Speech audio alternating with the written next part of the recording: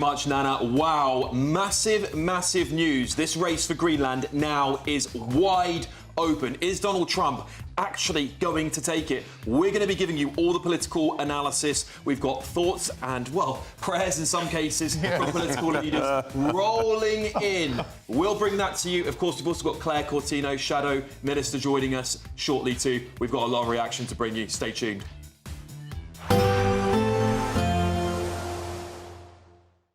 Expect warm spells with the odd rude interruption. Box Boiler sponsors the weather on GB News. Hello there, good afternoon. Welcome to your GB News weather update from the Met Office. This weekend is often going to be cloudy, spells of rain at times, but nothing too cold on the cards, remaining mostly mild through the overnight period. And some unsettled weather at times. This is all thanks to low pressure situated out to the west, at times bringing in some frontal systems, and this is where we'll see some fairly thick cloud and also some spells of rain. Now, we are likely to see some fairly low cloud through the overnight period, some mist, some fog, perhaps even some freezing fog patches across parts of Scotland, and this could be quite slow to clear through the early hours of Sunday, so do keep an eye out for any Met Office warnings here. Remaining mostly dry, though it's likely we'll start to see some showers push up across the south through the early hours of Sunday morning, but temperatures mostly in the mid-single figures. They're likely dipping below freezing across Scotland. So this is where we could see some frost, possibly some icy stretches across Scotland through the first part of the morning, and also some fog, if not some freezing fog. Once again, some fairly low cloud across Northern Ireland, northern parts of England. This could bring in some visibility issues and some spells of rain starting to push into southwest England, southern parts of Wales, central England as well. And it's this band of rain that will slowly shift its way northwards through the course of the day. So many of us seeing some quite wet spells through Sunday. And some of this rain could turn a little bit heavy at times as well. To the far southeast and also to the far northwest of this, cloud breaking up nicely, allowing some bright, if not some sunny spells by the course of the afternoon. Still fairly mild for the time of year across the south, highs reaching around 11 degrees Celsius. A little bit cooler though where that cloud is slow to clear. Now through into the evening, spells of rain will continue to push their way northwards across the country. Also some spells of rain eventually pushing in from the west, starting to turn a little bit breezier here too. Into next week it still will remain fairly mild, but still once again quite a lot of cloud around. That's everything from me. Bye-bye. Expect warm spells with the odd rude interruption. Box Boiler sponsors the weather on GB News. An incredible £85,000 in tax-free cash could be yours. Hi, I'm Jane. I won £54,321 with the Great British Giveaway. Oh, definitely please enter. It is real, and that one text has just made my life 100% better. For another chance to win £85,000 cash, text cash to 63225. One entry costs £2.50 plus one standard network rate message. Or text bonus to 63225. 5 entries cost £5 plus one standard network rate message. Go to gbnews.com/win. Entries start at £2.50. Call 0903 686 3232. Calls cost £2.50 plus your network access charge. Or post your name and number to GB18 PO Box 8690 Derby DE1 9TT. UK only. Entrants must be 18 or over. Lines close at 4 p.m. on the 30th of January. Please check the closing time if listening or watching on demand. Good luck. From the school run to the home run, watch a new show for all of Britain. So he can say whatever he wants. A straight-talking show where all voices are heard. And, you know, when are we going to stop talking about smashing the gangs and actually do it? With the stories that matter from every part of our country. There's a bit of a crash landing there for your Chancellor. Bold, fearless and standing up for you. That's me, Martin Daubney, 3 p.m. till 6 p.m, weekdays, here only on GB News. The People's Channel, Britain's news channel. Do you trust what you're being told? Good, because neither do I. Those are just facts. I'm Alex Armstrong, and on my show, we'll expose the spin. Well, I want to answer that, because you didn't let me last time, because you always speak over me. The broken promises. To deny that is denying the truth. And the hypocrisy. Needs to stop. You think we can allow? Politics, policy, parliament. Nothing is off limits. No sugarcoating, no fear of offence, just the truth. laid bare. Tune in every Saturday and Sunday at 9 p.m. for Alex Armstrong Tonight, only on GB News, Britain's news channel. No matter the state it's in, this is our nation. Join me, Jacob Rees-Mogg, for a genuine, honest discussion on where we have been, where we are going, and where we are with the people who set the direction. Tune in to State of the Nation every Monday to Thursday, 8 to 9 o'clock, only on GB News. Decisions made in Washington aren't just shaping America, they're shaping Britain too. From migration to global security, from crime to health. Whatever happens in the White House today will be felt in your town or city tomorrow. That's why The Late Show is live from Washington, DC. Cutting through the politics to show you what it all means for Britain. The Late Show live every night at midnight. Only on GB News, Britain's news channel.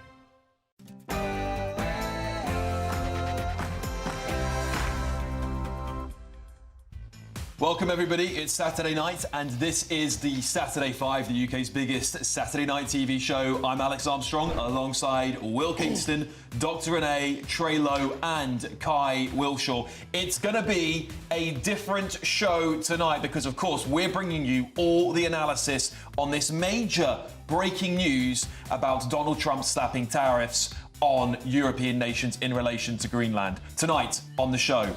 Trump is saving the West one tariff at a time. I can see why it works for the US and Greenland. I'm not really sure this is the way to do it. I'm going to bring you all of our political leaders' thoughts and feelings on this matter. This is the end of NATO. Let's be real. Donald Trump is a deranged, demented authoritarian who wants to watch the world burn. Same sort of Saturdays from Saturday 5, just a little bit different as you can see. It's 6 p.m. and you're watching the Saturday 5.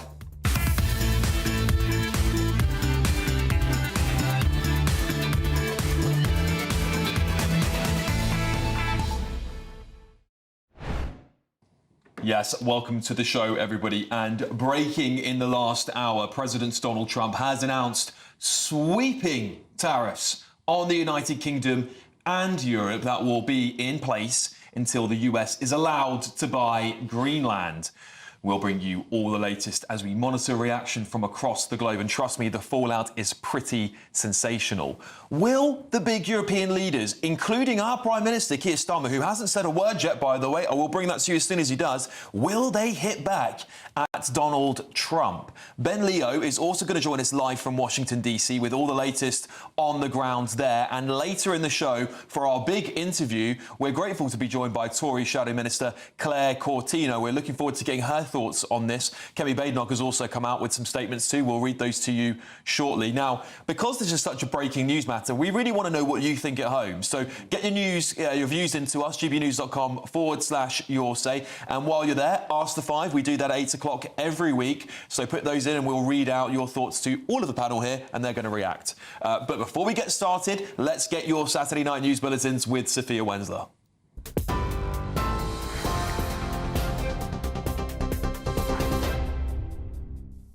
Alex, thank you and good evening. Your headlines at 2 minutes past 6. Now, as you've been hearing, Donald Trump has announced plans to hit the UK, Denmark and other European countries with tariffs over the Greenland row. The US president has threatened a 10% tariff on all or any goods exported to the US from the 1st of February. In a post on Truth Social, Mr. Trump says this would increase to 25% on the 1st of June until a deal is reached for the complete and total purchase of Greenland. Reform leader Nigel Farage has reacted on X, saying, "We don't always agree with the US government, and in this case we certainly don't. These tariffs will hurt us." Tory leader Kemi Badenoch has reacted, saying Donald Trump was completely wrong to impose the tariffs over Greenland. Meanwhile, Lib Dems leader Sir Ed Davey says Trump is now punishing the UK and NATO allies just for doing the right thing. Time for the Prime Minister to stand firm against the bully in the White House. Iran's supreme leader has admitted that thousands have been killed during recent anti-government demonstrations as he blamed President Donald Trump, labelling protesters as terrorists organised by the US and Israel.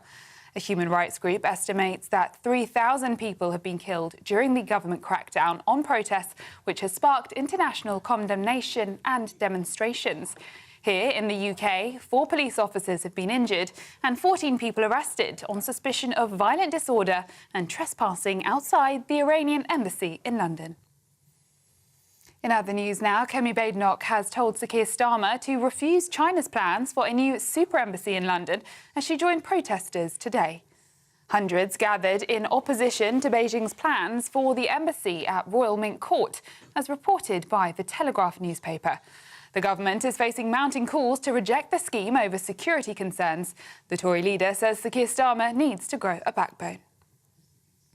Elsewhere, the body of 15-year-old Grace Keeling, who was swept into the sea with her mother, is believed to have been found, according to Humberside Police. Her body was discovered among rocks on Withensea Beach at 8:30 a.m. on Thursday morning. And a councillor who called grooming gang victims white trash could keep his seat after the Labour-led cabinet voted to delay this year's elections. Dennis Jones apologised and stepped down as the leader of Peterborough City Council after his comments were made public in September of last year. Mr Jones, who now sits as an independent, was due to face re-election in May, but could remain a councillor for another year without the public vote. Peterborough City Council is one of 26 to have asked the government for permission to postpone their polls. Those are your latest GB News headlines. Now it's back to the Saturday 5.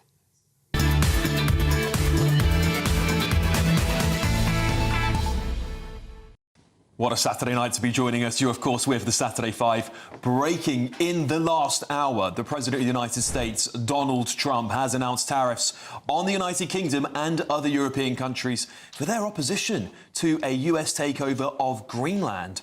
The US President posted on Truth Social on Saturday that a 10%, tariff on all goods sent to the US would be imposed from February the 1st on these countries: Denmark, Norway, Sweden, France, Germany, the United Kingdom, the Netherlands and Finland, before it will be increased to 25% on June 1st. Well, he's accused countries of creating a very dangerous situation for the safety, security and survival of our planet after they sent a small contingent, quite small contingent of troops to Greenland to help Denmark prepare for military exercises. He added that the tariffs had to be imposed to protect global peace and security and said they would remain in place until such a time as a deal is reached for the complete and total purchase of Greenland. Now, I'm going to come to the panel for reaction. I have got his full statement to read to you, which I think is worth you all hearing, because it is done, but, clearly, it's probably at least spoken word for word by Donald Trump, and it's very interesting. But let's get the initial thoughts of my panel, and I'll come back to that statement in just a moment. Will, I'll start with you. What do you make of this attempted acquisition? If it's a business transaction, that's the way of putting it.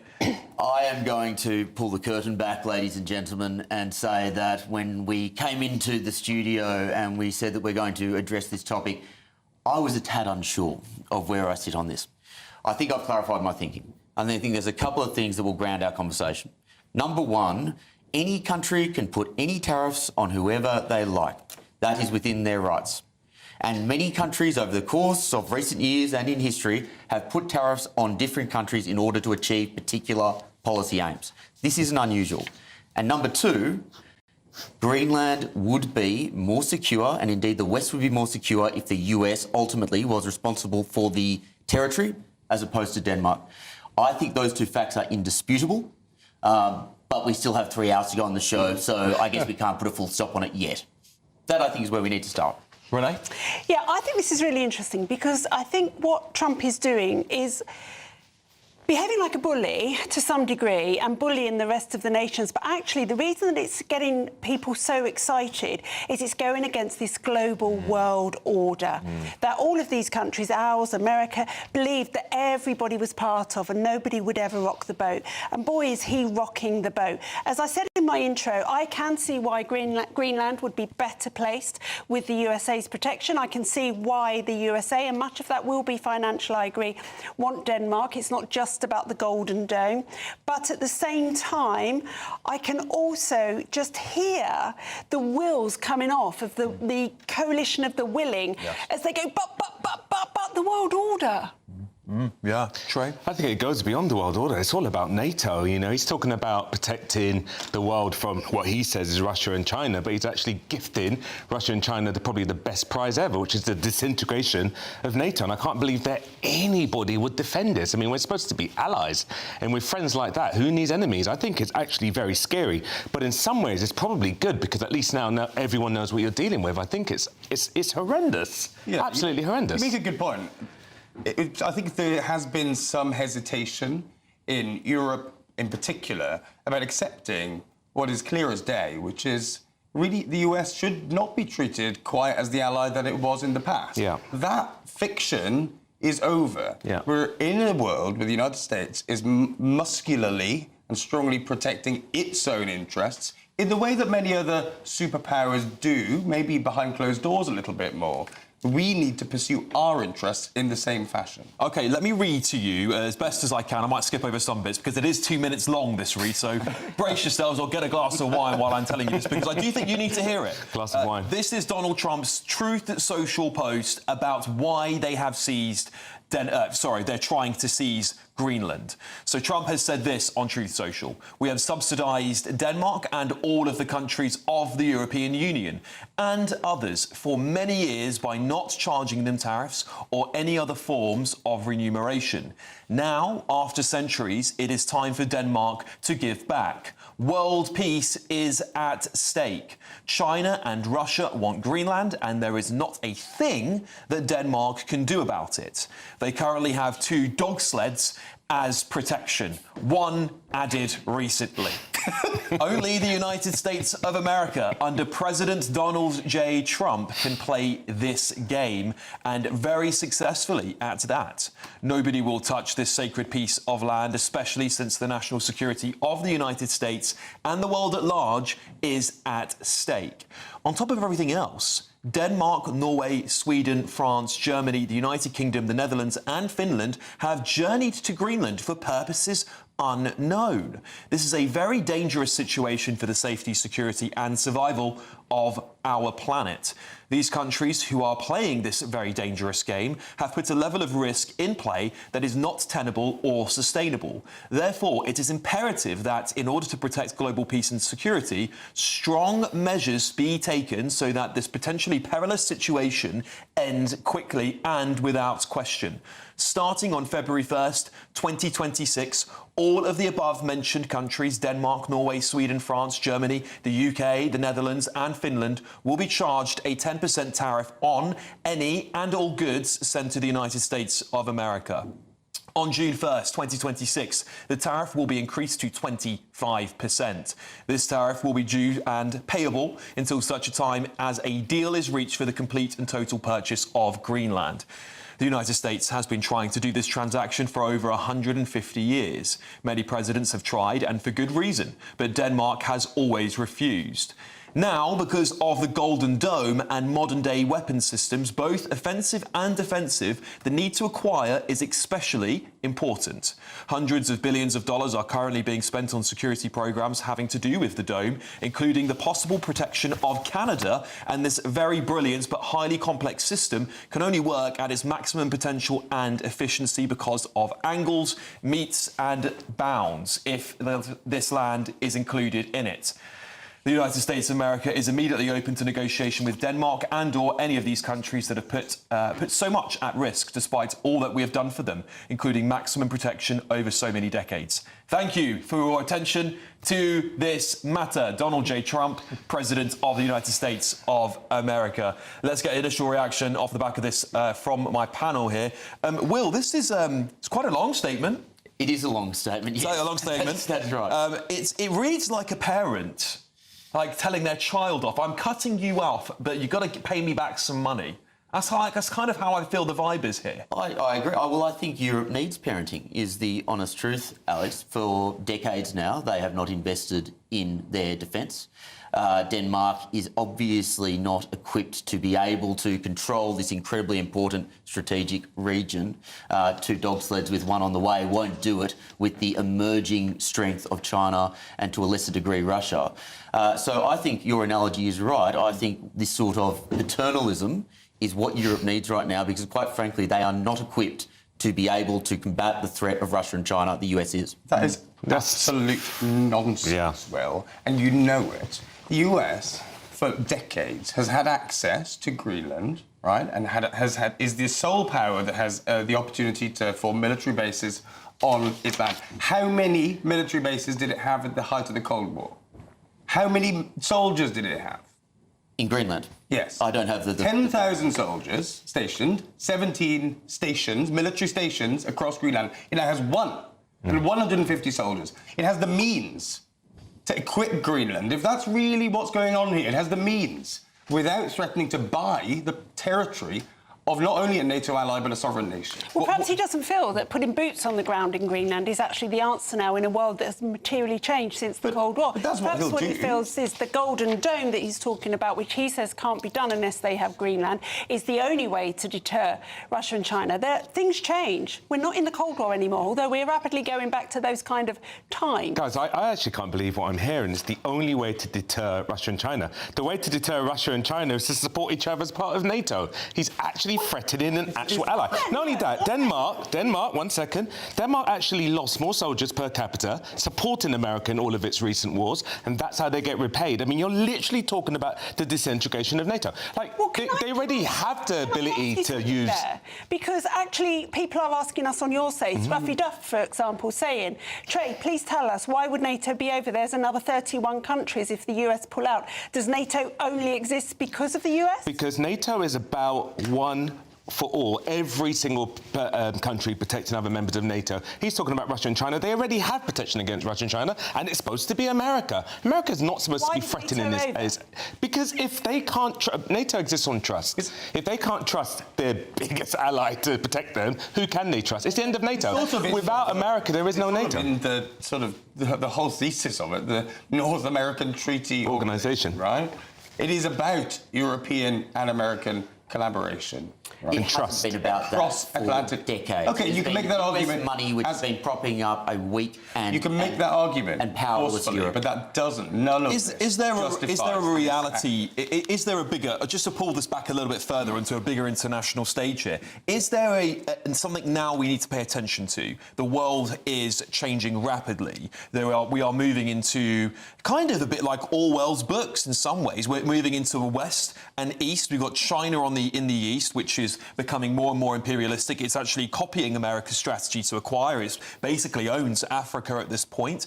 Is America just waking up to this reality and going, actually, we've sat through years of decline and not engaged as much as we used to. Now we're going to flex our muscles. Is that what's happening? But we should be clear what that means for Europe, right? As set out in the National Security Strategy, which, as we've talked about with Venezuela, everything that we're seeing is downstream and is a result of that document. And it says that the US will ruthlessly pursue its interests in its hemisphere. That doesn't include Europe, by the way. It doesn't care. It does include Greenland.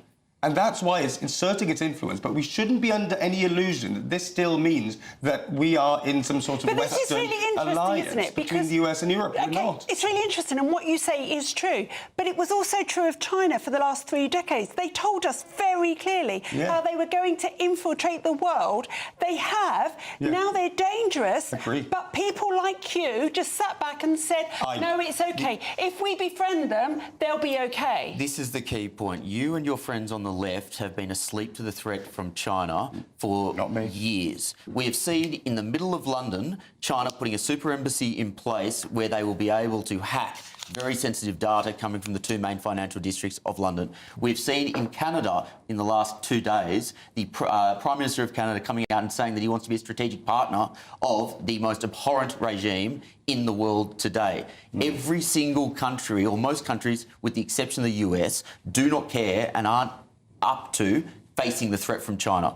Trump is. Do you think Will's got a point there, Trey?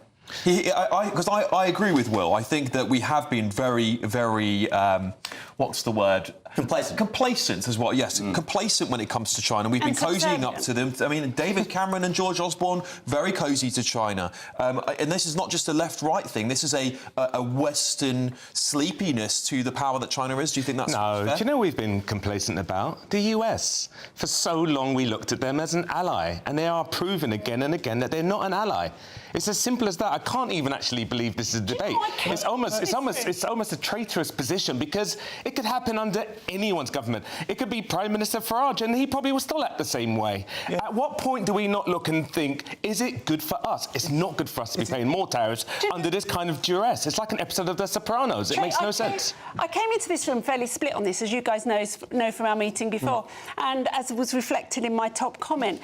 And I am split on it. But to listen to you say that we've been complacent to the US, I think it's just lunacy speaking. It's not. Trey, it is not, guys. There are hundreds of countries, including the UK, that have tariffs on other countries. Why is the US any... Because this is done under the level of threat. Have a look at it again. It's just literally target its allies based on a threat. I do think there's no economic imperative to I this. think there is a middle ground here, which is actually the United Kingdom. We have become basically a useless state that can be a vassal state that can be owned by any superpower, and it's got to be down to us now who we decide to go with. We've lost our status as a superpower. Do we want to be Chinese? Do we want to be a Chinese superpower? Do we want to be an American superpower? Perhaps we could be European. Well, perhaps, but it might be too late for that, Trey. It might be too late because we haven't invested in our military. We've got no energy independence. We've got no military. Our military is completely gone. So what do we do? Do we have time to beat them? You saw that this week, that European diplomats and military leaders are saying that they're worried about our military capacity. It's sort of incredible. You're right, and I don't think that... I'm not saying that the US isn't at all an ally of the UK's, right? Okay. I've worked in the US just like you, but this changes the dynamic that we've come to be used to for decades in the past, and we need to have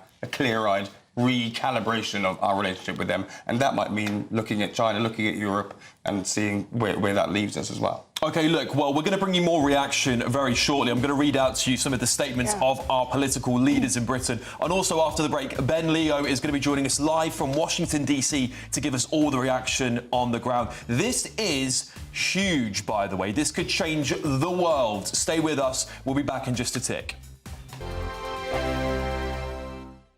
Bold. They are under no illusion. Ray. Are you a human trafficker? Boundless. I've had enough of the nonsense, and I'm not afraid to say it. Don't get us on the BBC. Every weeknight, I tear through the headlines. The smell of gasoline. Should we be worried about it? From Westminster madness to cultural war chaos. What we're going to do now, they are throwing things out the car as we speak. Get ready, Britain. Here we go. Patrick Christie tonight, weeknights from 9 p.m, only on GB News, Britain's news channel. At GB News, we love to hear from you, our loyal community. So drop us a line at gbnews.com/yoursay. There you can talk to each other and also to the presenters live on air. gbnews.com/yoursay, because GB News is your channel, Britain's news channel. Hi, I'm Michelle Dewberry, and my show is your opportunity to cut through all the noise and dive in headfirst to some robust debates. Ideas clash. Situation, isn't it? Because the failure is... You're deliberately avoiding my point. Nothing's held back. And if you think this is the end of it, wait for more. And we do not shy away from the difficult stuff. Sometimes I want to shake people and say, if only you understood. So join me on Dubes & Co. weeknights at 6 p.m, only on GB News, Britain's news channel. Join me, Nana Akweer, for an informative, interactive news programme with a difference. It's fun. No, he didn't say that, Dave. I'm so surprised. I think there's an element of truth to that. Join me from 3 p.m. every weekend, only on GB News, Britain's news channel. From the school run to the home run, watch a new show for all of Britain. So he can say whatever he wants. A straight-talking show where all voices are heard. And, you know, when are we going to stop talking about smashing the gangs and actually do it? With the stories that matter from every part of our country. There's a bit of a crash landing there for your Chancellor. Bold, fearless and standing up for you. That's me, Martin Daubney, 3 p.m. till 6 p.m, weekdays, here only on GB News. The People's Channel, Britain's news channel. Mornings don't have to be tiresome, especially if you have the right company. Wake up to news as it happens, opinion and debate, and of course, a little bit of entertainment too. Because when the kettle's on, we're on. That's Breakfast on GB News, a show worth waking up for. Every morning from 6 a.m. Only on the People's Channel, Britain's news channel. We'll spread the news, you spread the word. Britain deserves a newsroom that puts the facts and your voice first. Well, and that's what you get on GB News. Lively debates, lively conversation. And we're not afraid to hold power to account. And each other. So join me, Andrew Pierce. And me, Miriam Gates, for Britain's Newsroom, weekdays from 9:30 on GB News.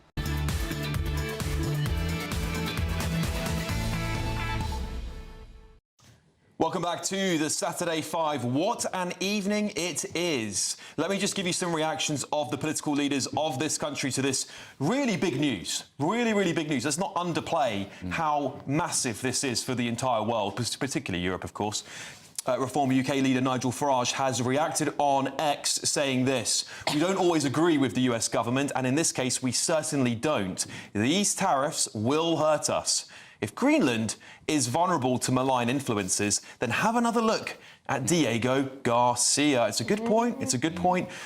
Leader of the opposition, Kemi Badenoch, calls Trump's latest round of tariffs a terrible idea. And she says President Trump is completely wrong to announce tariffs on the UK over Greenland. People in both the UK and the US will face higher costs. These tariffs will be yet another burden for businesses across our country. The sovereignty of Greenland should only be decided by the people of Greenland. On this, I agree with Keir Starmer. And Lib Dem leader Sir Ed Davey has said Starmer's US policy lies in tatters. Trump is now punishing the UK and NATO allies for just doing the right thing. Time for the PM to stand firm against the bully in the White House and work with European and Commonwealth allies to make him back down from his reckless plan. OK, look, that's the initial reaction from our political leaders here in the UK. But let's cross now live to GB News' chief US correspondent and presenter, Ben Leo, for the latest. Ben, fill us in on what's the response in America. Hi, Alex. Hi, viewers and listeners. Interesting to hear Kemi Badenoch and the like backing Keir Starmer when he references the Greenland natives, saying it should be down to the Greenland residents, the locals, who decide their own future, and only them. Isn't it interesting? Funny, eh? So Keir Starmer doesn't have the same tact when it comes to the Chagossians, as Nigel Farage was just referencing to. He sold them down the river, despite their will to stay under British territory. So a bit of a two-tier Keir going on there for starters. This deal, this tariff, is a massive slapdown for the globalists from President Trump just 24 hours, and I don't think it's a coincidence, 24 hours after Mark Carney, the Canadian Prime Minister, probably the biggest globalist in the world, the former Bank of England governor, who went to China, cozied up to President Xi and hailed China as a more reliable partner than the United States. And also, by the way, muttering absolute nonsense about a new world order with Canada and China leading the way. So you've got the new world order stuff, you've got Mark Carney cozying up to the commies in China. Commies are going to commie, eh? And then 24 hours later, President Trump says, do you know what? I'm not having this. You've got the liabilities in Europe sending 1 or 2 troops to Greenland for reasons, as he describes, unknown. You've got Mark Carney going to China to cozy up to the commies there. I'm going to slap you guys with a 10% tariff. I've been long of the argument, Alex, listeners and viewers, that President Trump, for some of his faults and his bluster, and he's not perfect, so I'm not saying that, but to me it seems like he is the only person in the West at the moment trying to save the West from themselves. You've got Keir Starmer, who's selling off our own sovereign British territory overseas, and you've got the West generally not taking notice of warnings from the United States. There was a flurry of diplomatic cables which went out to European embassies, including the UK, some weeks ago about the future of Western civilization, warning that it could be under threat if European nations don't sort themselves out. Well, this is just the latest chapter of that. President Trump taking steps to not only secure America's future, but indeed at the same time the West as well. And at the moment, it only seems to be the Trump administration which understands what they're trying to do. Europe yet, some people in Britain even, not catching up to what's going on here. As I said, 24 hours after Mark Carney was in China with President Xi, muttering about the New World Order and calling China a more reliable partner than the US, we have this, Alex. Yeah, Ben, I've got my full panel here. Of course, you know the Saturday 5 well. We've got the full panel here who'd like to ask you questions. Perhaps I'll just start with this. Are we expecting to hear from the President of the United States about this anytime soon? Of course, we're still waiting for the Prime Minister to respond and other European leaders. But will we hear from the President of the United States? What's your best guess on that one, Ben? Probably not today. He left for Mar-a-Lago in Palm Beach, the so-called Winter White House down in Florida, a bit sunnier than Washington, D.C. today, where it's snowing. So he left there. He left D.C. last night. He's in Mar-a-Lago today. I guess he woke up this morning with the sunny climes of Florida with some delicious orange juice being poured and decided to slap down the globalists with that Truth Social post. He is booked for a day off, I'd call it. I don't think he has days off, but there's no press interaction booked for tomorrow. What's the time now in DC? 1:30 here, local time in the afternoon. Maybe you'll get something this afternoon or this evening, but there are no press events scheduled. So unless he posts further on social media, that's probably where you'll get it. And again, tomorrow, nothing scheduled. So maybe that will be it for the weekend, and he'll let the United Kingdom, Keir Starmer, European leaders sweat over that post until Monday. Hi, Ben. Ben, if Trump is doing this because of the threat from China and Russia, why is he the only leader in the world, so it seems at the moment, that can see the threat of China? Hello, Renee. I don't. Hey. Well, again, this is just my opinion from my experience following US politics over recent years, the past 10 years, really since President Trump came on the scene in 2014-15. I don't think it's that European leaders don't see the threat from China.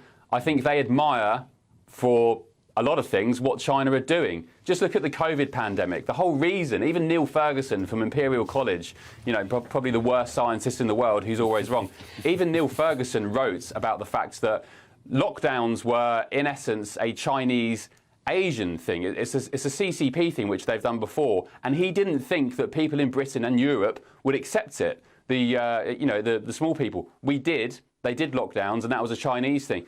I think they are in envy of what's going on in China with regards to social credit scoring, central bank digital currencies, CBDCs, the elimination of cash. So I don't think it's that they aren't aware of the threat. I think they probably, agree with a lot of what's going on in China. Ben, you heard the responses from Farage, from Ed Davey, from Kemi Badenoch. How do you think this will play out in terms of UK domestic politics? UK domestic politics. It sounds like Ed Davey, Farage, Kemi. It sounds like they're all on the same, singing from the same hymn sheet there, which is interesting. Really, domestically, President Trump is an easy sort of pinata donkey to whack every now and then. For the likes of Ed Davey, who, let's be quite honest, his tweet about Elon Musk yesterday just proves how low grade the man is. I think it's easy. He's an easy target for the likes of Ed Davey and so on. It gets him headlines. It gets him attention where otherwise he probably wouldn't get it.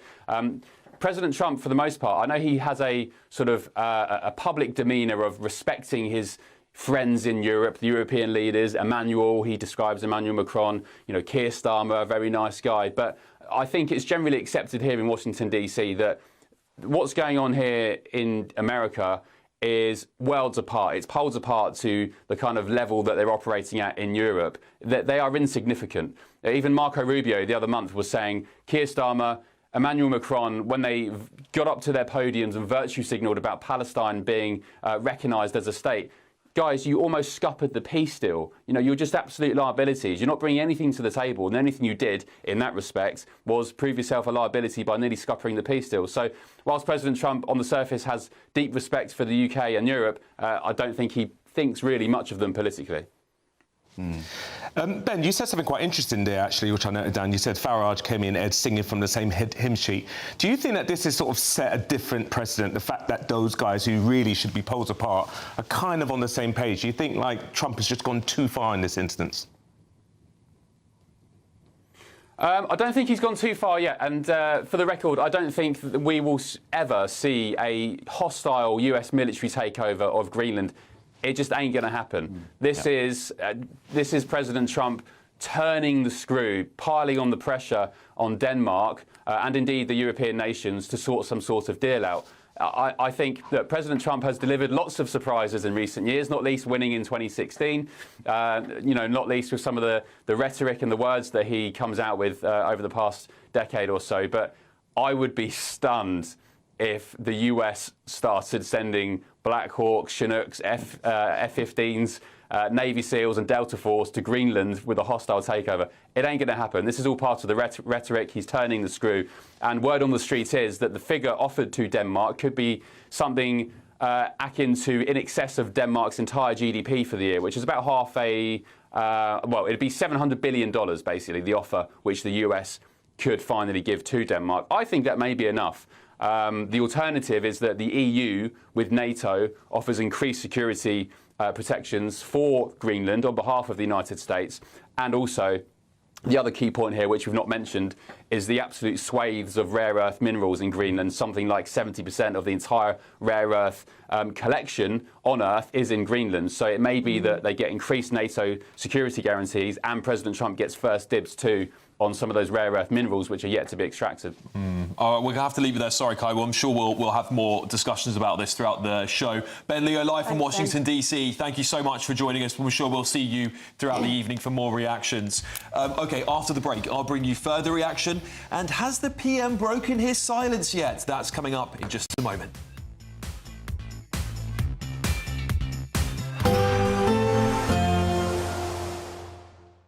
Ready to soak up that holiday sunshine? Won't we need some cover? No worries. All sorted. All Clear Travel Insurance sponsors GB News Travel Destinations Forecast. Hello. Should be a largely sunny Sunday for the Algarve. We are looking at some showery rain crossing the Canaries and staying fairly wet in Barcelona. Weather front pushing south, bringing some outbreaks of rain across the Canaries on Sunday. Looking a bit dry and brighter into next week. We've got a feed of showery rain also across the south of France and down to Catalonia. The southern tip of Italy also likely to see a few showers. And a cool breeze blowing its way across Crete. As I said, the Canaries looking brighter into next week. All Clear Travel Insurance sponsors GB News Travel Destinations Forecast. Hello there, good evening. Welcome to your GB News weather update from the Met Office. We're expecting some rather dense areas of fog through the overnight period. This could cause some visibility issues in the morning. Much clearer skies across Scotland though, so turning colder here. And we do still have some rather thick areas of cloud through the first part of this evening, all thanks to this frontal system. Not only has it brought cloud, but it's also brought some spells of rain. This will clear into northern parts of Scotland through the overnight period. And for many areas, it should remain largely dry. A few showers still across Northern Ireland, and at times this cloud will be thick enough to produce some light outbreaks of rain and drizzle, but we are expecting some rather stubborn fog through the first part of Sunday morning. This could be very slow to clear and could cause some travel disruption through the early hours, so do take care if you're out and about early through Sunday morning. Now across Scotland it's a slightly different story. Clearer skies here, so quite a sharp frost. If we do see any mist or fog, it's likely to turn freezing. Much cloudier across Northern Ireland, northern parts of England, some showers at times around coastal areas, and fairly similar elsewhere across England and Wales. Some very low, thick cloud at times, so it is going to be quite a grey, murky start for many of us. Also further spells of rain for the second half of the weekend, at first across southwest England, Wales, pushing northwards into the rest of England through the course of the morning. The best of the brightness likely across parts of Sussex and Kent, perhaps parts of East Anglia later on, and also across the far north of Scotland, perhaps even seeing some sunny spells here, but likely to remain fairly chilly under cloudier skies, though highs across the south reaching around 10 to 11 degrees Celsius. Heading into Monday, it's a fairly similar day. Once again, some mist and fog to start and plenty of cloud through the course of the day. This at times will bring in some outbreaks of rain, particularly across Northern Ireland and western parts of Scotland. Once again, the best of the brightness across the far southeast and the far north of Scotland. More cloud to come into next week, though temperatures should remain mostly mild. At GB News, we love to hear from you, our loyal community. So drop us a line at gbnews.com/yoursay. There you can talk to each other and also to the presenters live on air. gbnews.com/yoursay, because GB News is your channel, Britain's news channel. Join me, Nana Akweer, for an informative, interactive news programme with a difference. It's fun. No, he didn't say that, Dave. I'm so surprised. I think there's an element of truth to that. Join me from 3 p.m. every weekend, only on GB News, Britain's news channel. In the GB Newsroom, we bring you the news as it happens. With our team of dedicated journalists across the UK, we're ready to keep you up to date with what's happening every half an hour, every single day. bulletins here on GB News, the People's Channel, Britain's news channel.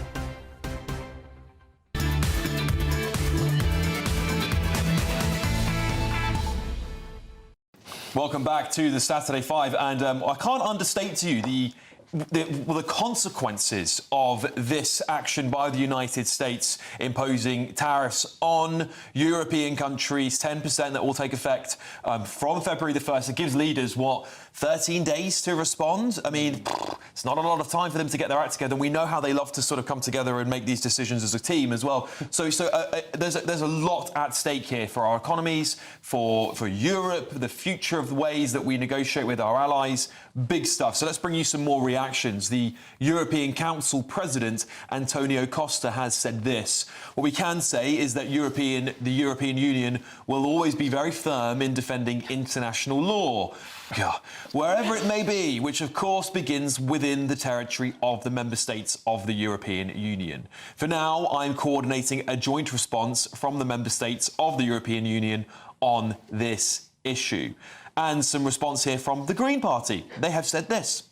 Donald Trump treats the international stage like a schoolyard playground, attempting to bully and brute force other countries into compliance with his imperialist agenda. The unhinged president's latest threat to impose tariffs on the UK and a swathe of our European allies is an outrageous abuse of power and a direct attack on the principle of national self-determination, treating the future of Greenland as if it were a piece of spoils to be bought and sold. The UK must not be cowed. This is almost as long as Trump's, isn't it? The UK must not be cowed in an attempt to uphold Britain's so-called special relationship with the US. The UK government has continuously appeased and emboldened the increasingly erratic president as he pursues a dangerous agenda of naked geopolitical vanity. This cannot continue. Chasing the White House's favour will not secure Britain's economic future. It leaves us exposed to the whims of a man with no respect for international law and order. Goodness me, that was almost as long as Donald Trump's was. We don't need that much. This cannot continue, is how I felt about that statement. Tell me about it. The natural response to that is that maybe we should join with the US in a new world order. Well, I don't think we're going to have much choice at this rate. But let's find out from someone who might know better than us, US political commentator Lee Cohen. Lee, thank you very much for joining me this evening in GB News. Lee, what's your initial reaction to Trump's tariffs being slapped on European countries? From reading his statement, it seems to me this has come as a result of European leaders potentially putting boots on the ground in Greenland, or at least in the UK's case, we put one boot on the ground. It is taking two boots. The man has 2 feet, hopefully. Boot on the ground. Do you know what I mean, Lee? Well, good evening, Alex. As a leading American supporter of strong independent Britain, I fully grasp why President Trump's direct talk on Greenland has stirred concern in the UK. But tariffs are a wake-up tool, not the end game.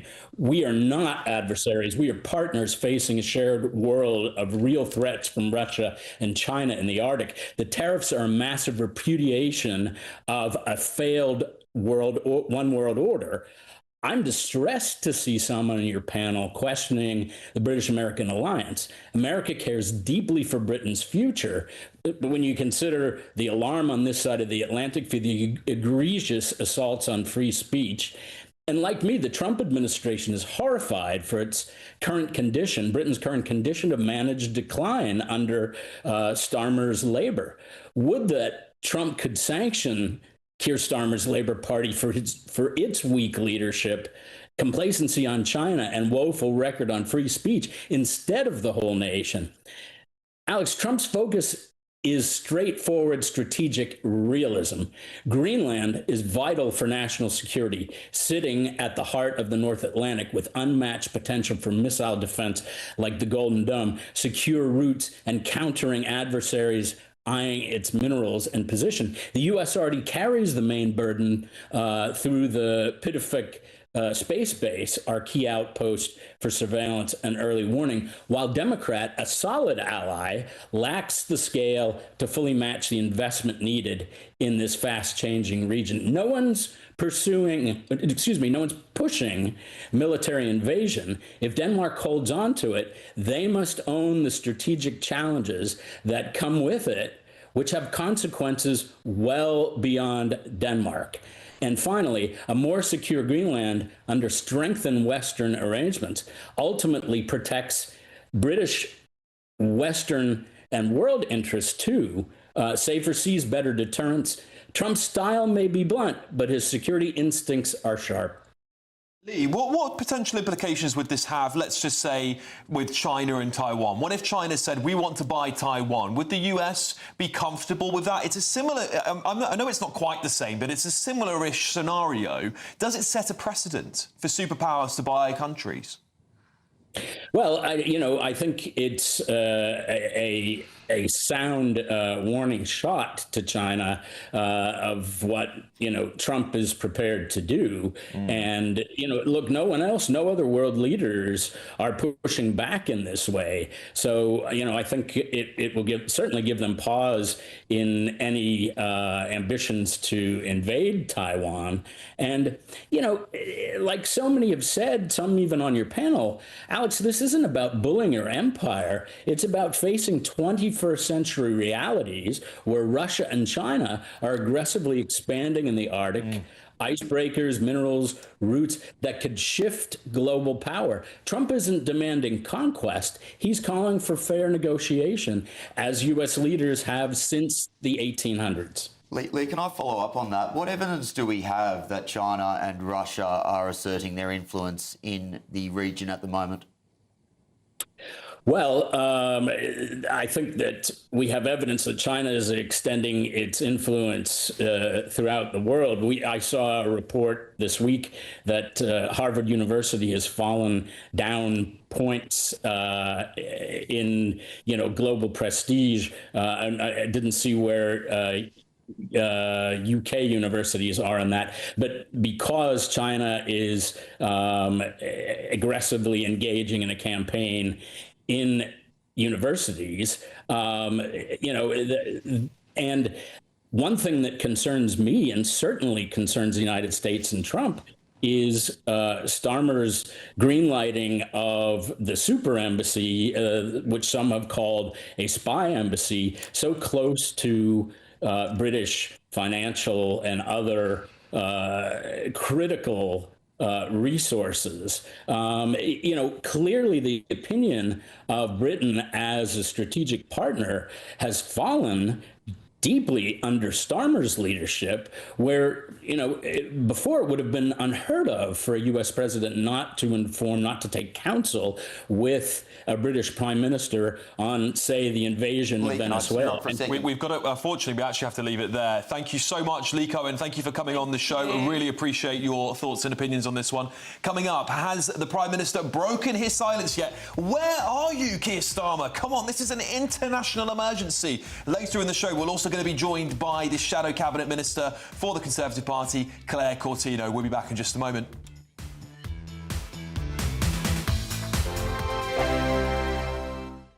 I'm Michelle Dewberry. This is Jubes & Co. with you. Hello everyone, Patrick Christie is here. GB News, Britain's news channel. Access the stories that matter to you. Take the GB News family with you on any device. And as long as you have an internet connection, tune in to GB News, anywhere on the planet or beyond. GB News, the People's Channel, Britain's news channel. From the school run to the home run, watch a new show for all of Britain. So he can say whatever he wants. A straight talking show where all voices are heard. And when are we going to stop talking about smashing the gangs and actually do it? With the stories that matter from every part of our country. There's a bit of a crash landing there for your Chancellor. Bold, fearless and standing up for you. That's me, Martin Daubney, 3 p.m. till 6 p.m, weekdays, here only on GB News. The People's Channel, Britain's news channel. Westminster's full of talk, but out here, it's the real world. Am I allowed to talk now? No, that's it. This is where it matters, real people and real lives. That's what politics is all about. The fact has Trump made a good start? No. Straight answers, no spin, and just a couple of pints. How many fingers have I got up? About 10. So join me for Lee Anderson's Real World every Friday at 7 p.m, only on GB News. The People's Channel, Britain's news channel. You want to know what's really going on in the corridors of power? Labour don't know what to do with you half the time, and that makes you quite lethal in the chamber. Get behind the headlines with Chopper's Political Podcast. Join me, Christopher Hope, as I sit down with the great and the good of British politics. We'll see where this ruling takes us. These are the stories shaping our nation. Chopper's Political Podcast, available now on all platforms. Listen in and stay ahead. Decisions made in Washington aren't just shaping America, they're shaping Britain too. From migration to global security, from crime to health. Whatever happens in the White House today will be felt in your town or city tomorrow. That's why The Late Show is live from Washington, DC. Cutting through the politics to show you what it all means for Britain. The Late Show live every night at midnight. Only on GB News, Britain's news channel. Bold. They are under no illusion. Ray. Are you a human trafficker? Boundless. I've had enough of the nonsense, and I'm not afraid to say it. Don't get this on the BBC. Every weeknight, I tear through the headlines. The smell of gasoline. Should we be worried about it? From Westminster madness to cultural war chaos. What I'm going to do now, they are throwing things out the car as we speak. Get ready, Britain. Here we go. Patrick Christie tonight, weeknights from 9 p.m, only on GB News, Britain's news channel.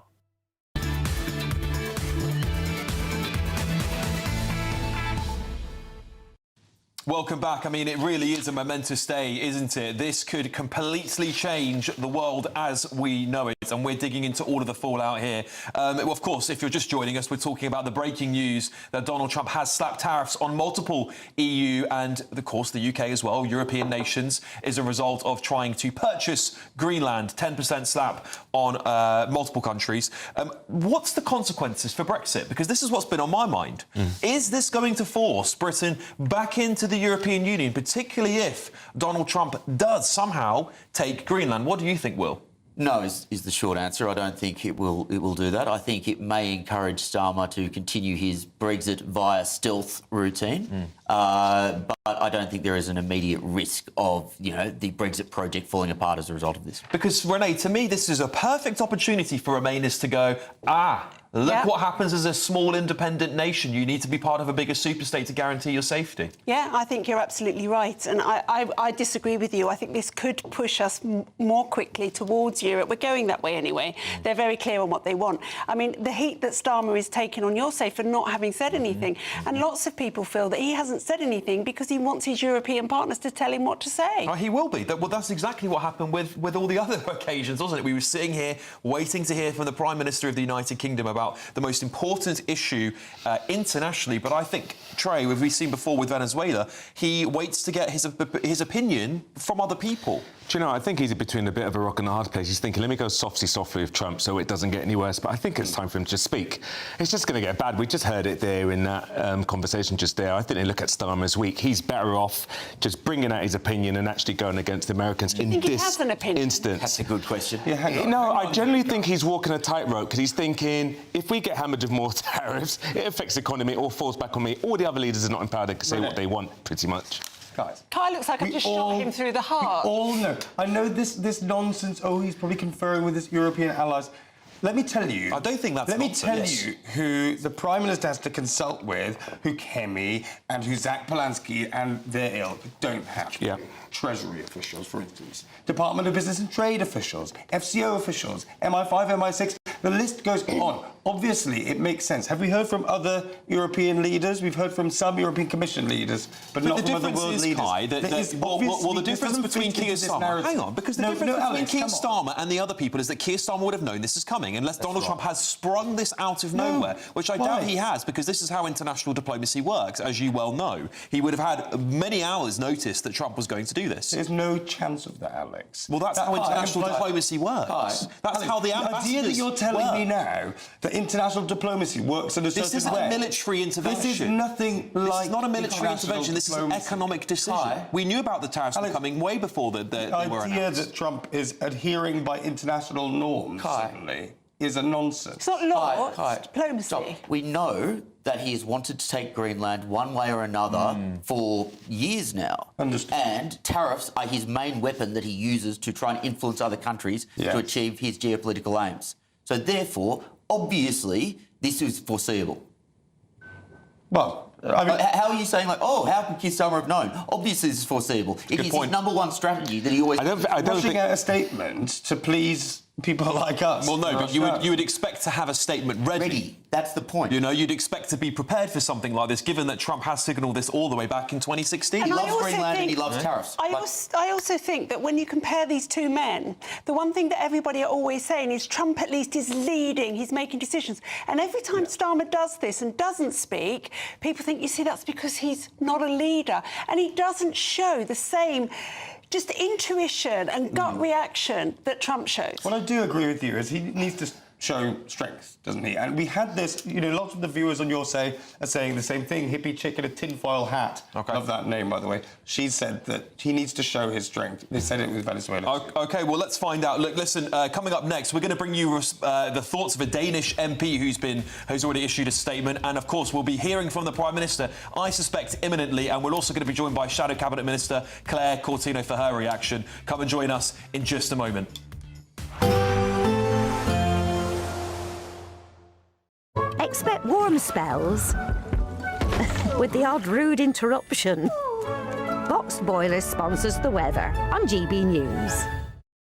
Hello there, good evening. Welcome to your GB News weather update from the Met Office. We're expecting some rather dense areas of fog through the overnight period. This could cause some visibility issues in the morning. Much clearer skies across Scotland though, so turning colder here. And we do still have some rather thick areas of cloud through the first part of this evening, all thanks to this frontal system. Not only has it brought cloud, but it's also brought some spells of rain. This will clear into northern parts of Scotland through the overnight period. And for many areas, it should remain largely dry. A few showers still across Northern Ireland, and at times this cloud will be thick enough to produce some light outbreaks of rain and drizzle, but we are expecting some rather stubborn fog through the first part of Sunday morning. This could be very slow to clear and could cause some travel disruption through the early hours, so do take care if you're out and about early through Sunday morning. Now across Scotland it's a slightly different story. Clearer skies here, so quite a sharp frost. If we do see any mist or fog, it's likely to turn freezing. Much cloudier across Northern Ireland, northern parts of England, some showers at times around coastal areas, and fairly similar elsewhere across England and Wales. Some very low, thick cloud at times, so it is going to be quite a grey, murky start for many of us.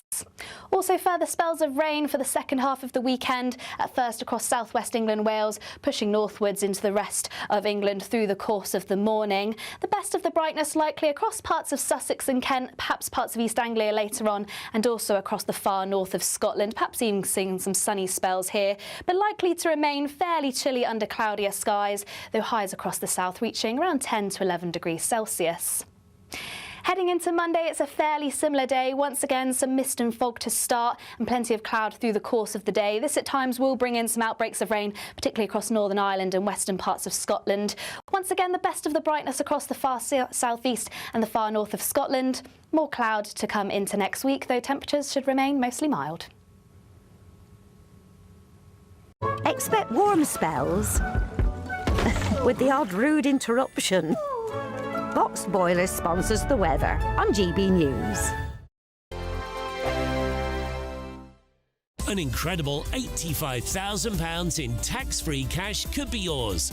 Hi, I'm Jane. I won £54,321 with the Great British Giveaway. Oh, definitely please enter. It is real, and that one text has just made my life 100% better. For another chance to win £85,000 cash, text cash to 63225. One entry costs £2.50 plus one standard network rate message. Or text bonus to 63225. 5 entries cost £5 plus one standard network rate message. Go to gbnews.com/win. Entry start at £2.50. Call 0903 686 3232. Calls cost £2.50 plus your network access charge. Or post your name and number to GB18 PO Box 8690 Derby DE1 9TT. UK only. Entrance must be 18 or over. Lines close at 4 p.m. on the 30th of January. Please check the closing time if listening or watching on demand. Good luck. Hi, I'm Michelle Dewberry, and my show is your opportunity to cut through all the noise and dive in headfirst to some robust debates. Ideas clash. Situation, isn't it? No, Because the failure is you're deliberately avoiding my point. Nothing's held back, And if you think this is the end of it, wait for more. and we do not shy away from the difficult stuff. Sometimes I want to shake people and say, if only you understood. So join me on Jubes and Co weeknights at 6 p.m. only on GB News, Britain's news channel. From the school run to the home run, watch a new show for all of Britain. So he can say whatever he wants. A straight-talking show where all voices are heard. And, you know, when are we going to stop talking about smashing the gangs and actually do it? With the stories that matter from every part of our country. There's a bit of a crash landing there for your Chancellor. Bold, fearless and standing up for you. That's me, Martin Daubney, 3 p.m. till 6 p.m. weekdays, here only on GB News. The People's Channel, Britain's news channel. Do you trust what you're being told? Good, because neither do I. Those are just facts. I'm Alex Armstrong, and on my show, we'll expose the spin. Well, I want to answer that, because you didn't let me last time, because you always speak over me. The broken promises. To deny that is denying the truth. And the hypocrisy. We can allow. You think we can allow? Politics, policy, parliament. Nothing is off limits. No sugarcoating, no fear of offence, just the truth laid bare. Tune in every Saturday and Sunday at 9 p.m. for Alex Armstrong Tonight, only on GB News, Britain's news channel. At GB News, we love to hear from you, our loyal community. So drop us a line at gbnews.com/yoursay. There you can talk to each other and also to the presenters live on air. gbnews.com/yoursay, because GB News is your channel, Britain's news channel.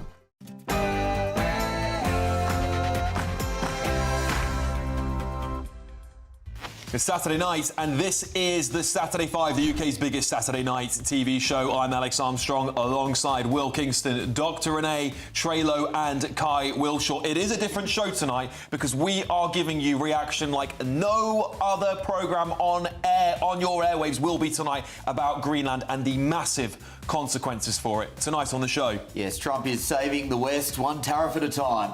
Perhaps this is the end of the globalist playbook. And breaking right now, I'm going to read to you very shortly France's response to this. Emmanuel Macron has released a statement.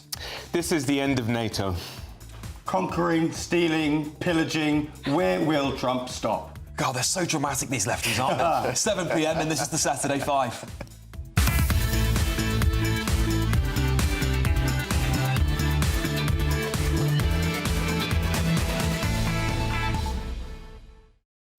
Welcome to the Saturday 5, and of course, breaking in the last couple of hours, President of the United States Donald Trump has announced sweeping tariffs on the United Kingdom and European nations that will be in place until the US is allowed to buy Greenland, and it will get worse the longer we do nothing about it. We'll bring you the latest, including Emmanuel Macron, the President of France's statement on this. Of course, we're waiting for the Prime Minister, Sir Keir Starmer, to say something. Now Emmanuel Macron says something. Perhaps he will chirp in at some point. We're also going to be joined by Tory Shadow Minister Claire Coutinho to get her reaction on all the news over the last week. But before we get stuck in, let's get your Saturday night news with Sophia Wensler.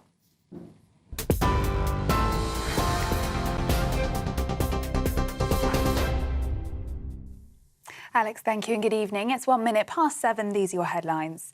Donald Trump says world peace is at stake over Greenland as he announced plans to hit the UK, Denmark and other European countries with tariffs.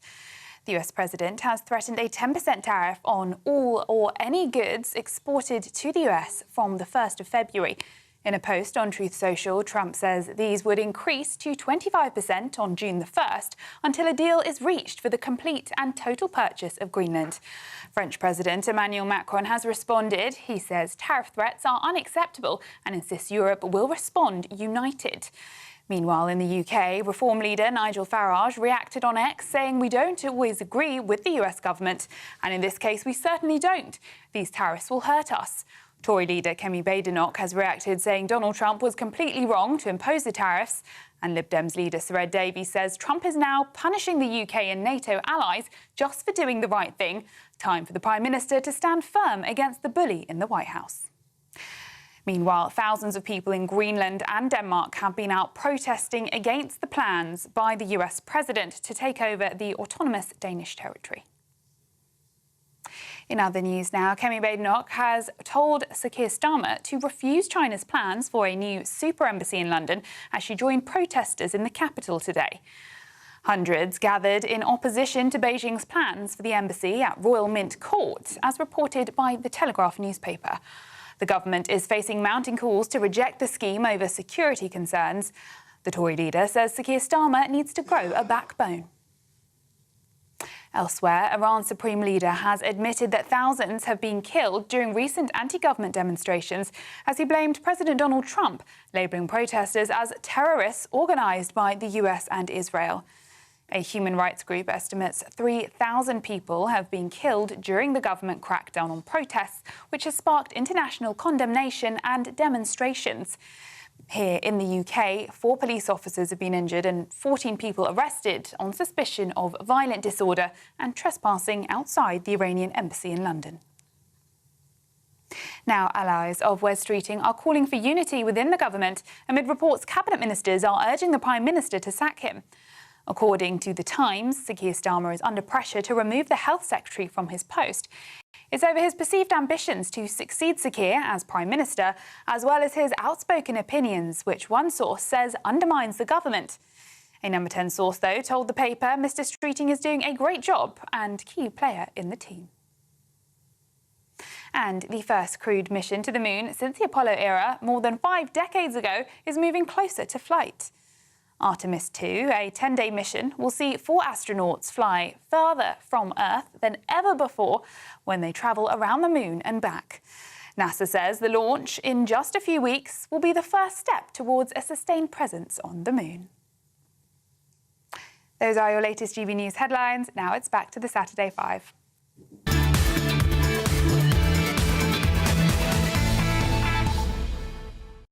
Welcome back to the Saturday 5. Breaking in the last few moments, President Macron of France has said this.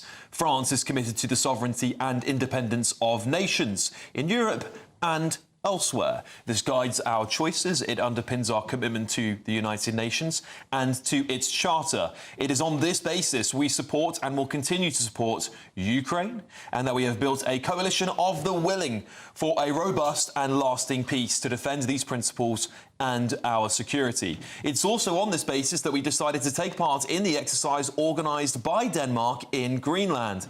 We fully assume this decision because security in the Arctic and at the outer edges of our Europe is at stake. No intimidation or threat will influence us, neither in Ukraine nor in Greenland, nor anywhere else in the world when we're confronted with such situations.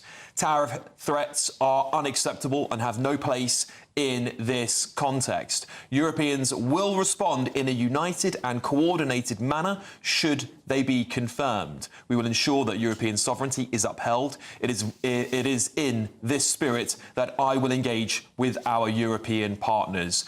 Wow, interesting stuff. Really interesting, because this is the kind of... Let me just read a part to you that I think is really important here. Europeans will respond in a united and coordinated manner.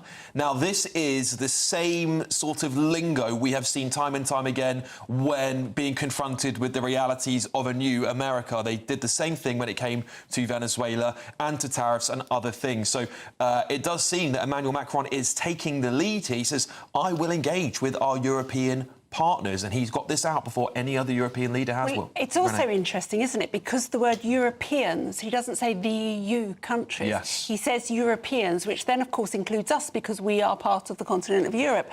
I think that's quite interesting. I think it's a deliberate ploy always to include Starmer as they slowly welcome him back into their arms. And perhaps not to include countries like Hungary, which I imagine would be supportive of this measure.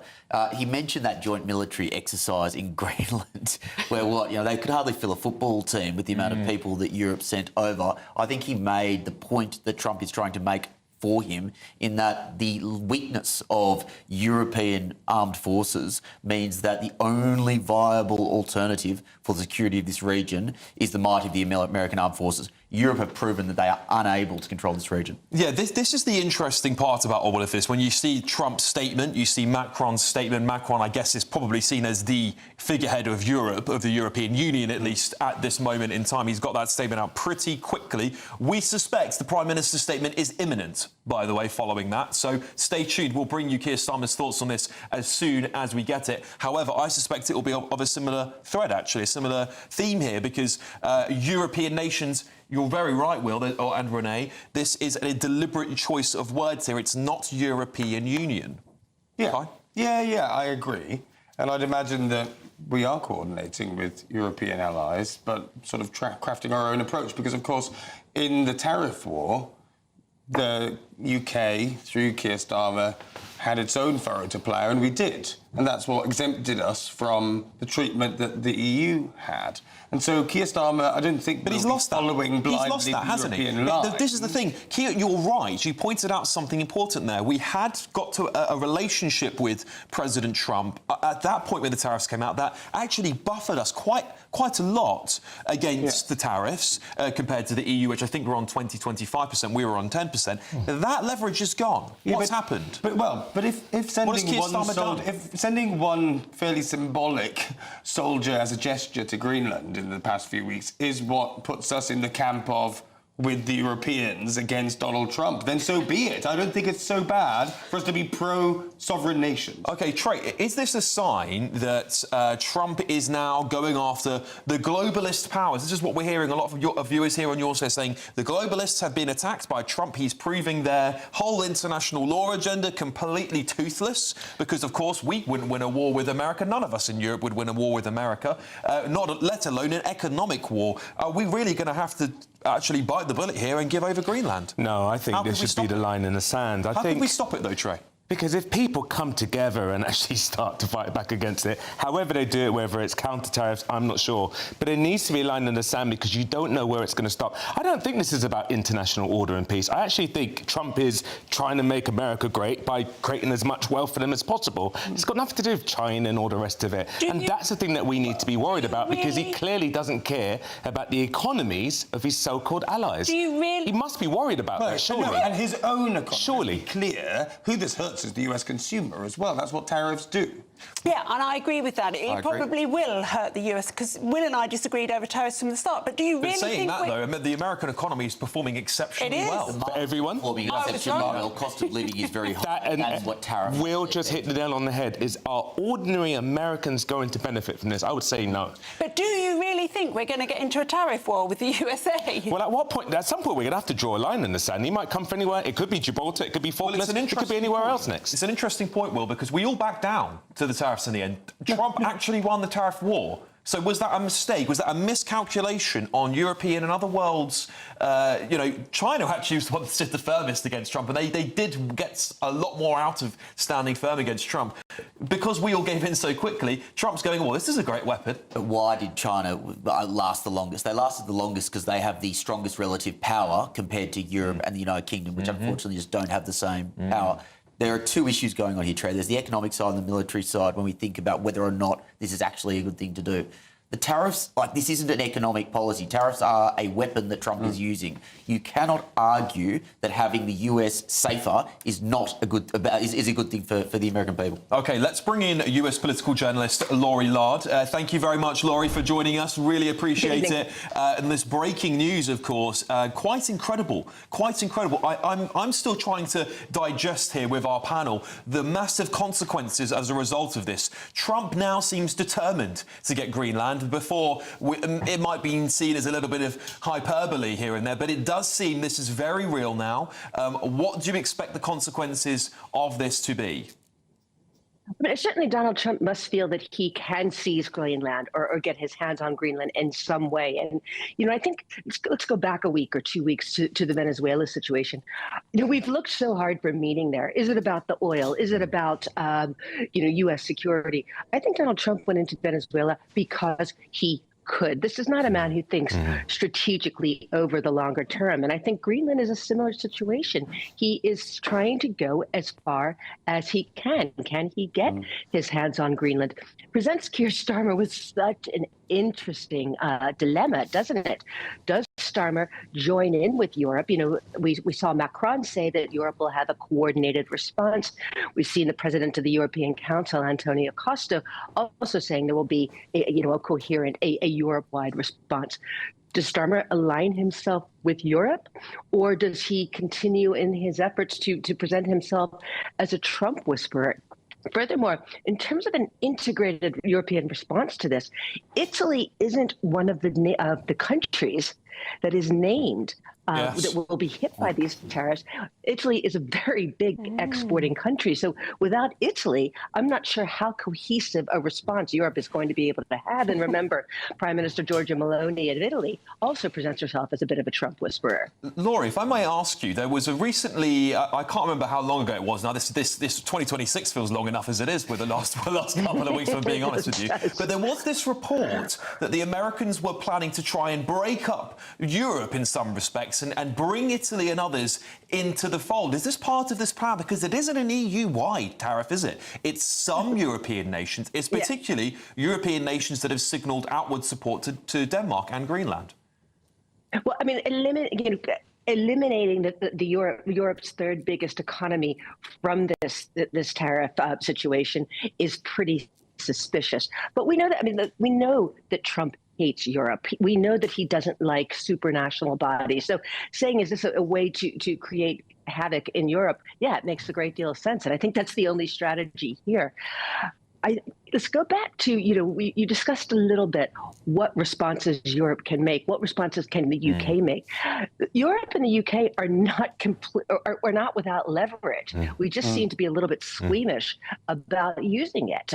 Let's start with digital services here. We know that Trump and his sometimes friend Elon Musk are furious about the way that tech companies, big U.S. tech companies, are treated in Europe and in the UK. Regulating those a little more closely, looking at their tax situation. They pay pitifully low taxes anyway. That's one thing that Europe and the UK can do. Europe and the UK can stop buying U.S. oil and gas. I mean, this is hilarious. Remember when Europe was groveling to Trump and saying, look, don't give us tariffs. We'll buy more oil. We'll buy more gas. They're doing that. That oil that's been diverted to Europe, oil and gas as well, has actually created smaller supplies going to U.S. consumers, and their utility bills are rising, kind of 10% a year. So that hasn't worked out that well. But the point is, there are bits of leverage that Europe has that the UK has, and maybe we have to be a little bit more courageous in using them. Well, that will be very interesting to see. I don't know whether there's an appetite in Europe for it. I'll be honest with you. Laurie, thank you so much for joining us, US political journalist there. I want to read out this response from a Danish MP, and I hope I don't butcher your name, but Pelle Gragstedt, I believe. Trump's trade war, he said, or she said this, Trump's trade war against Denmark and a number of other European countries must be met with European solidarity and resistance. Trump must not be allowed to split us apart.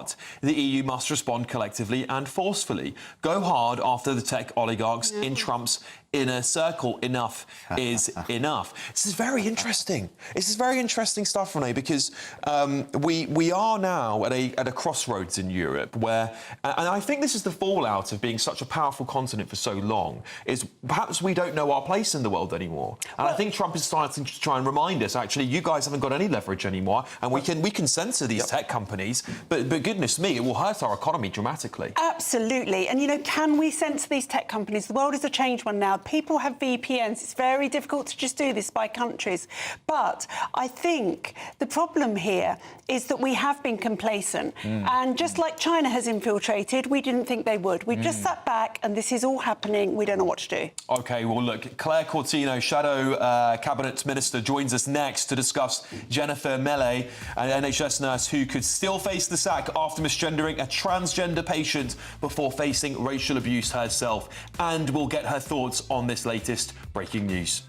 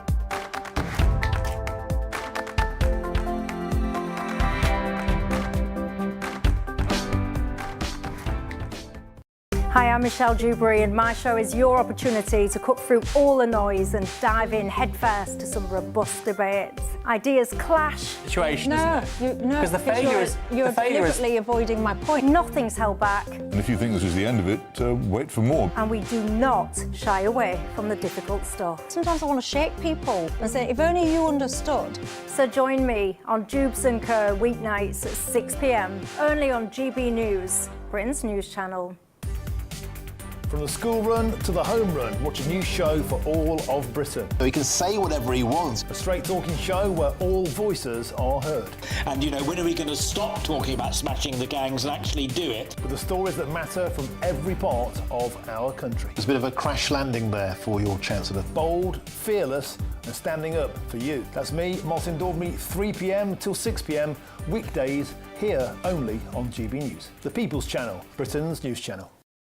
Westminster's full of talk, but out here, it's the real world. Am I allowed to talk now? No, that's it.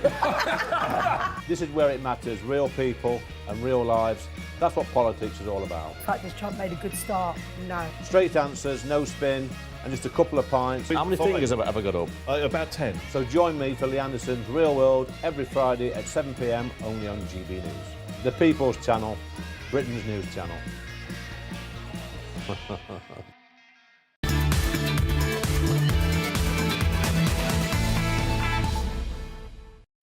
Welcome back to the Saturday Five. I'm delighted to say Conservative Shadow Minister Claire Coutinho joins us now.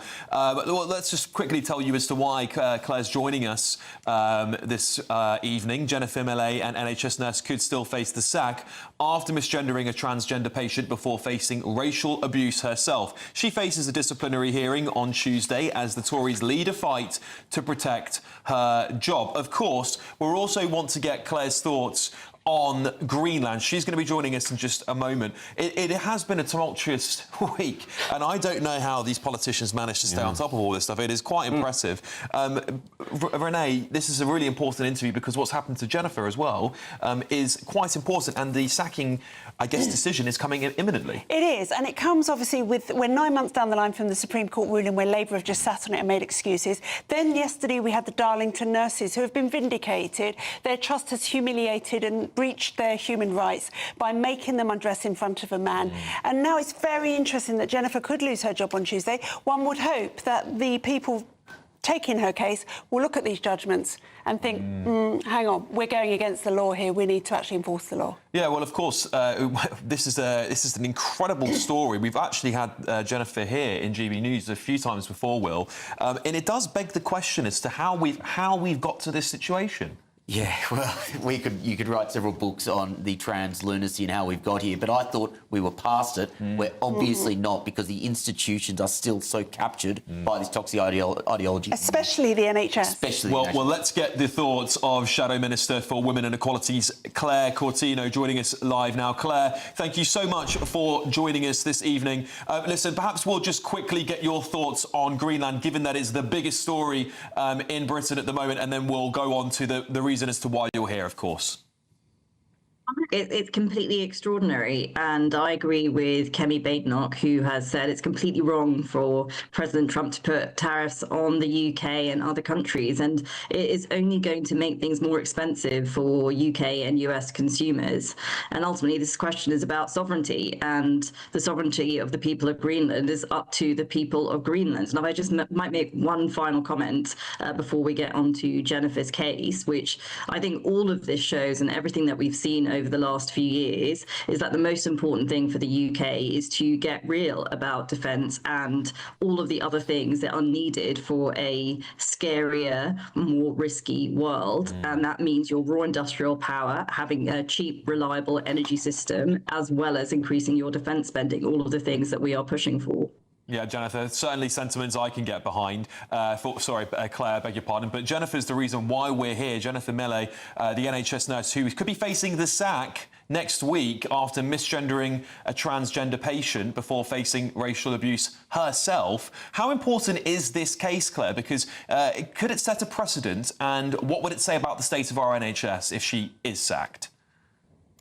is something that we have seen happen for years now. Multiple nurses across the NHS have faced political witch hunts for believing biological sex is real. We've seen the cases of Sandy Peggy and the Darlington nurses, actually, who scored a huge victory yesterday against the NHS, where these women have been harassed. They've been hounded for either wanting, changing rooms which were female only, or in the case of Jennifer Melley, I think something even worse.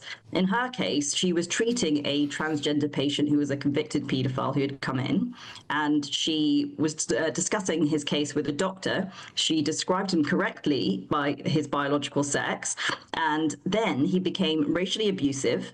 He was physically aggressive. She continued, by the way, to treat him with courtesy and care, and yet she is the person who has been punished. And it's almost 2 years now since this incident has happened, and she has faced endless disciplinary proceedings. And I'm afraid that is the punishment. This endless processes, the stress, the worry, the sanctions, all of those things are part of a system which has been completely captured by gender ideology and is letting these hardworking nurses down. Yeah, hi Claire, thank you so much for coming on. I mean, I know Jennifer's case because this is obviously a subject close to my heart. I find it quite staggering that we're actually even having this conversation. But as somebody who works as a doctor in the NHS, I know this exists all of the time. I myself have been to panel for calling a man a man. It's as simple as that. If you were in the shoes of the government now, if you were in Bridget Phillipson's room office desk, what would you have done when the Supreme Court ruling was issued 9 months ago? Thank you so much for covering her case, because I am hopeful that having had, like I said, the recent victories of other nurses, we can save Jennifer. She has an upcoming disciplinary proceeding on Tuesday, and the risk is that she is going to be sacked. So the one thing I did want to say is that we are starting a petition. We don't have much time at www.savejennifer.com. We have had lots of people sign already. So I'm so grateful that you've covered this in the past, but I would really like as many people as possible to sign that petition, so we can have a hope of her staying in her job. Thank you so much. And in terms of what we would do, well, it was clear the Supreme Court, it didn't change the law. It told everyone what a lot of people already knew, which is the law believes that biological sex is real. And after that, the Bridget Phillipson was issued guidance. But what's happened is she's sat on that guidance, which means lots of people, like NHS trusts and a lot of these different bodies, are still obfuscating. They are acting as if that Supreme Court ruling had not taken place and that they do not have to resolve these cases.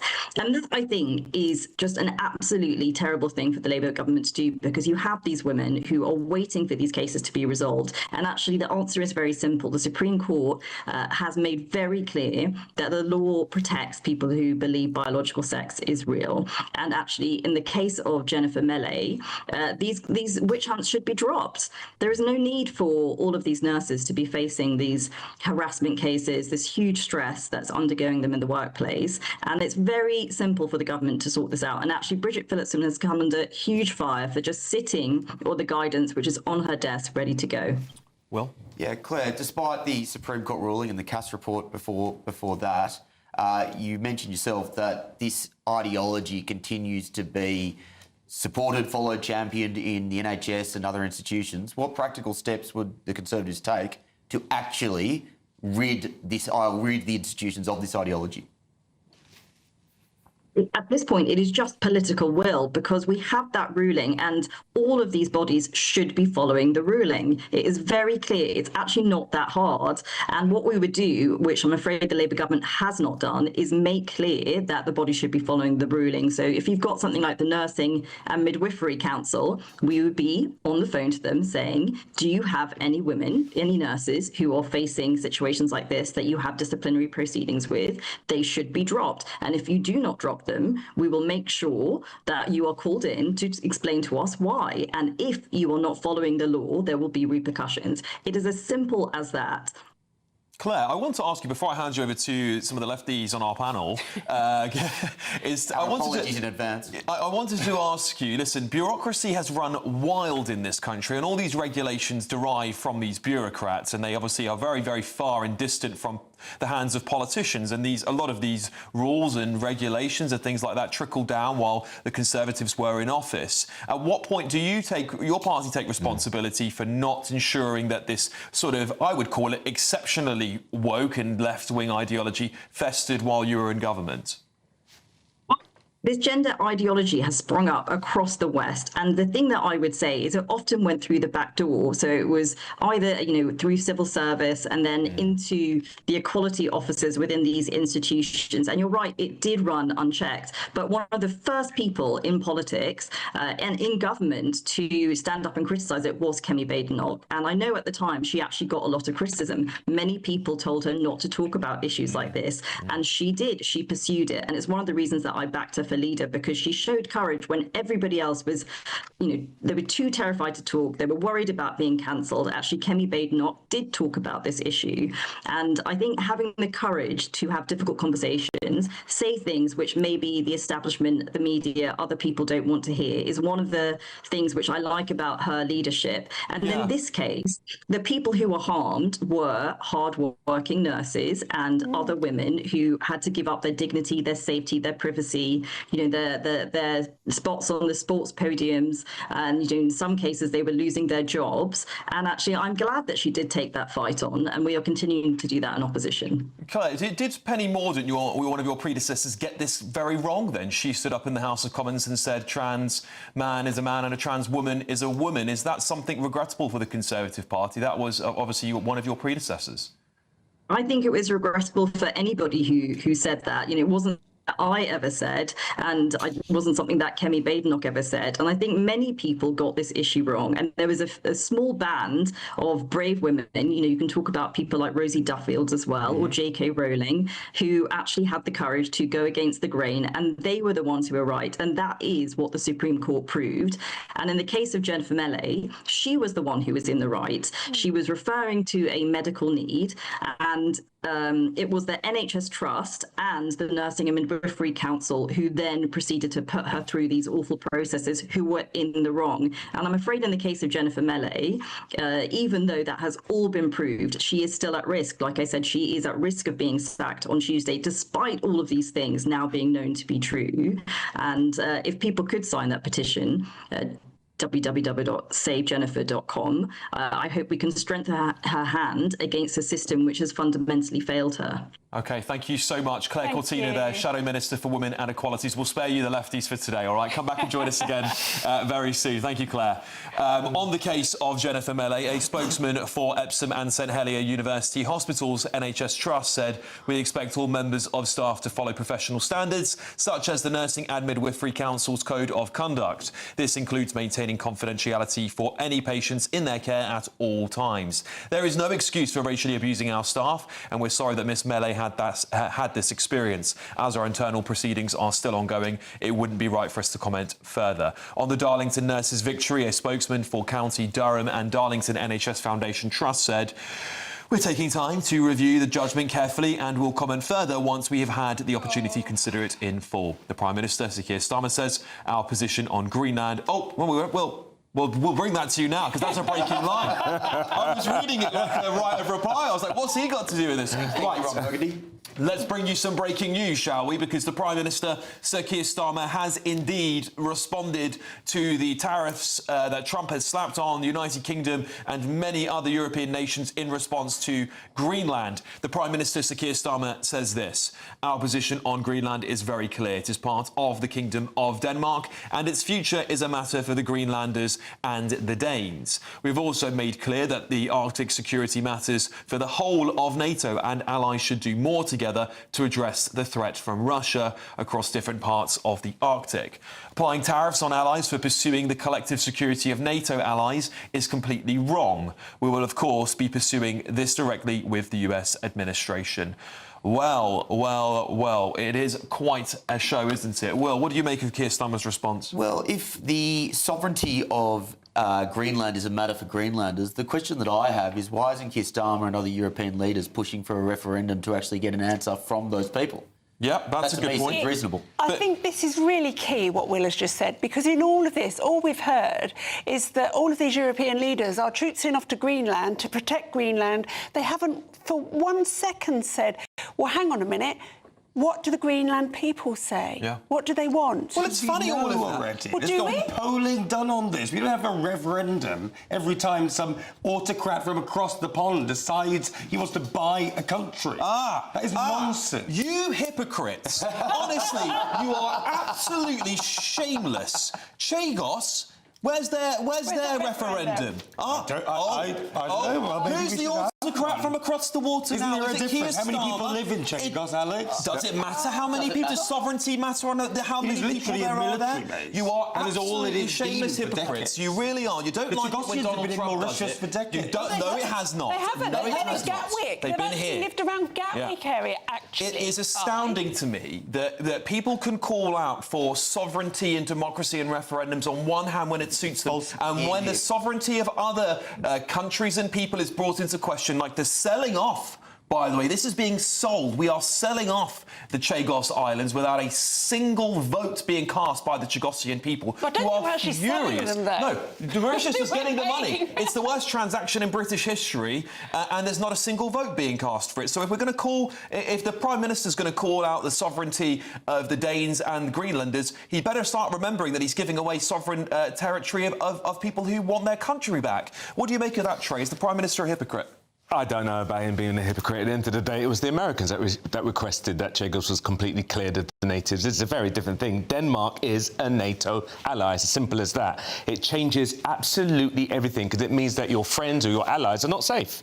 Who knows what Donald Trump's going to wake up with the next day? Who knows what territory he's going to want? You guys defending it is actually... and I don't see it as a left-right thing. I think this is generally... We're at a time where it's unprecedented. But Every Trey, single you British can't political leader... But Trey, you're sitting on the fence about sovereignty here. You're saying in one hand you're not sure about Chagos. For what reason? What reason are you not sure about Chagos? Are you not sure that they have sovereignty, or are you not sure they I'm not saying sovereignty? they don't have sovereignty, but I know that the Americans, where they got their base, did they not request it completely, to be clear? Well, it's a very different we took them issue out as well, but, right? but it's a different issue, right? We did what Americans wanted us to do. Well, OK, but that's with not... Greenland, it's different. And like Kai said... But then do we just do what the Americans want us to do now, Trey? Well, we're doing it anyway. We're going to keep doing what the Americans want us to do. Well, it sounds like we're not going to. And this is the thing, isn't it? We have to be consistent. We can't call out one team because we like one team, one other team because we like a different team. We either agree that sovereignty matters or we say it doesn't matter, and international law is a nonsense, only applied when it makes sense for us. Yeah. We have sovereignty over the Chagos Islands, right? Yes. Much longer. Well, yeah, not for much longer. End of story. Right. It's for us to decide. It's not story there. So a referendum we of the should be people able who to don't live decide. there. So a foreign country. That's how we should got be to able- this conversation. So a foreign just now. country should You're be able comparing to decide the sovereignty of the people that live there. You're comparing a referendum in Greenland to a referendum on the Chagos. Why not? Why don't the Greenlanders? Why not? The Greenlanders are When are they- they're an Aborigine people in Greenland who want to have a referendum on this. Sorry? Why can't they? The only argument that you have is that there are less people in the Chagos Islands than Greenland. You're not talking about the fundamental Listen, principle. we'll bring you more reaction on the Prime Minister's statement. Please stay with us. Trust me, it's about to get fiery. Give your head a wobble.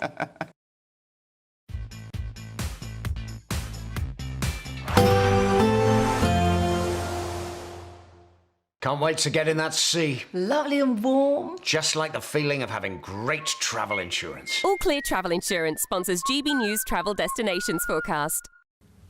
Hello. Should be a largely sunny Sunday for the Algarve. We are looking at some showery rain crossing the Canaries and staying fairly wet in Barcelona. Weather front pushing south, bringing some outbreaks of rain across the Canaries on Sunday. Looking a bit dry and brighter into next week. We've got a feed of showery rain also across the south of France and down to Catalonia. The southern tip of Italy also likely to see a few showers. And a cool breeze blowing its way across Crete. As I said, the Canaries looking brighter into next week. All Clear Travel Insurance sponsors GB News Travel Destinations Forecast. Hello there, good evening. Welcome to your GB News weather update from the Met Office.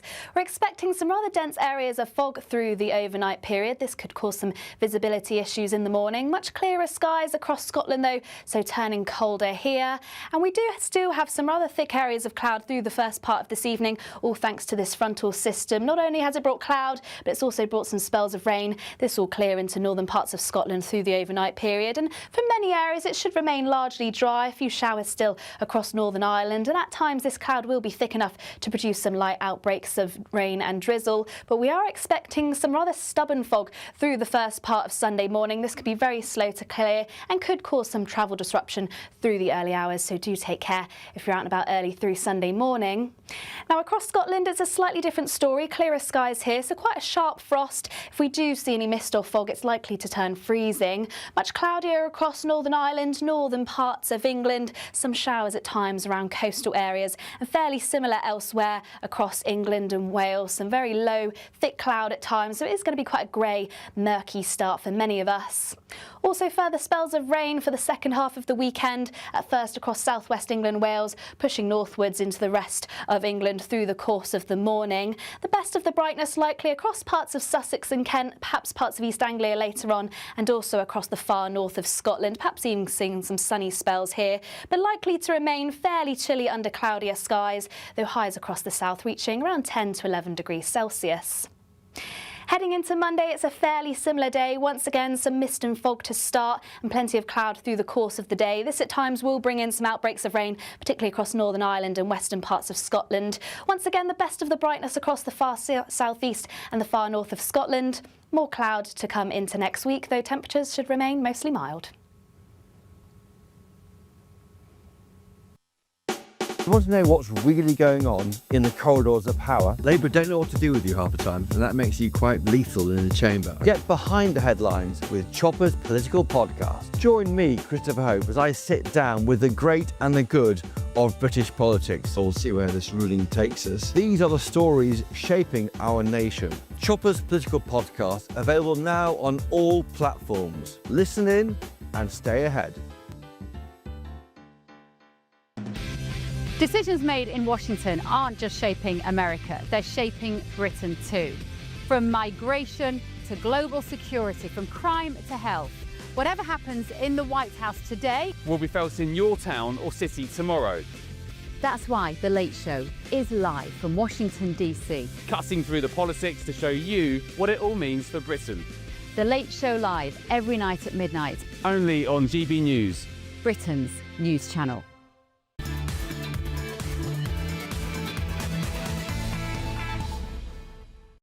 Welcome back to the Saturday 5. Of course, the Prime Minister has now released a statement on, of course, this very breaking news. I'll just read that out for you one more time on the tariffs regarding Greenland. The Prime Minister has said this: "Our position on Greenland is very clear. It is part of the Kingdom of Denmark and its future is a matter for the Greenlanders and the Danes.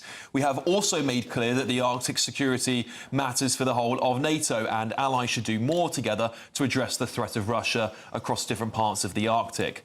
Applying tariffs on allies for pursuing the collective security of NATO allies is completely wrong. We will, of course, be pursuing this directly with the US administration." A slightly different approach, actually. I'm a little bit surprised. I thought he'd be very in tow with President Macron, but he wasn't. He didn't talk anywhere there about Europe.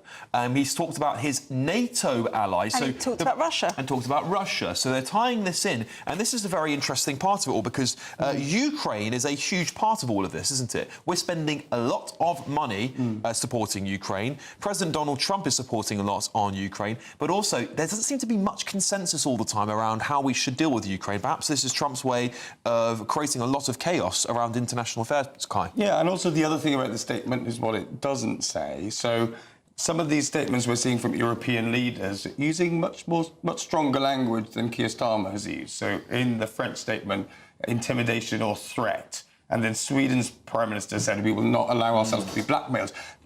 Much of that absent from anything Keir Starmer said. I think he is treating this just as a question of tariffs. And I think then the foreign affairs piece of this, and whether we need to change our tack with Trump, that is pushed back until a later date. I think that's probably the right approach. What do you make of it, Will?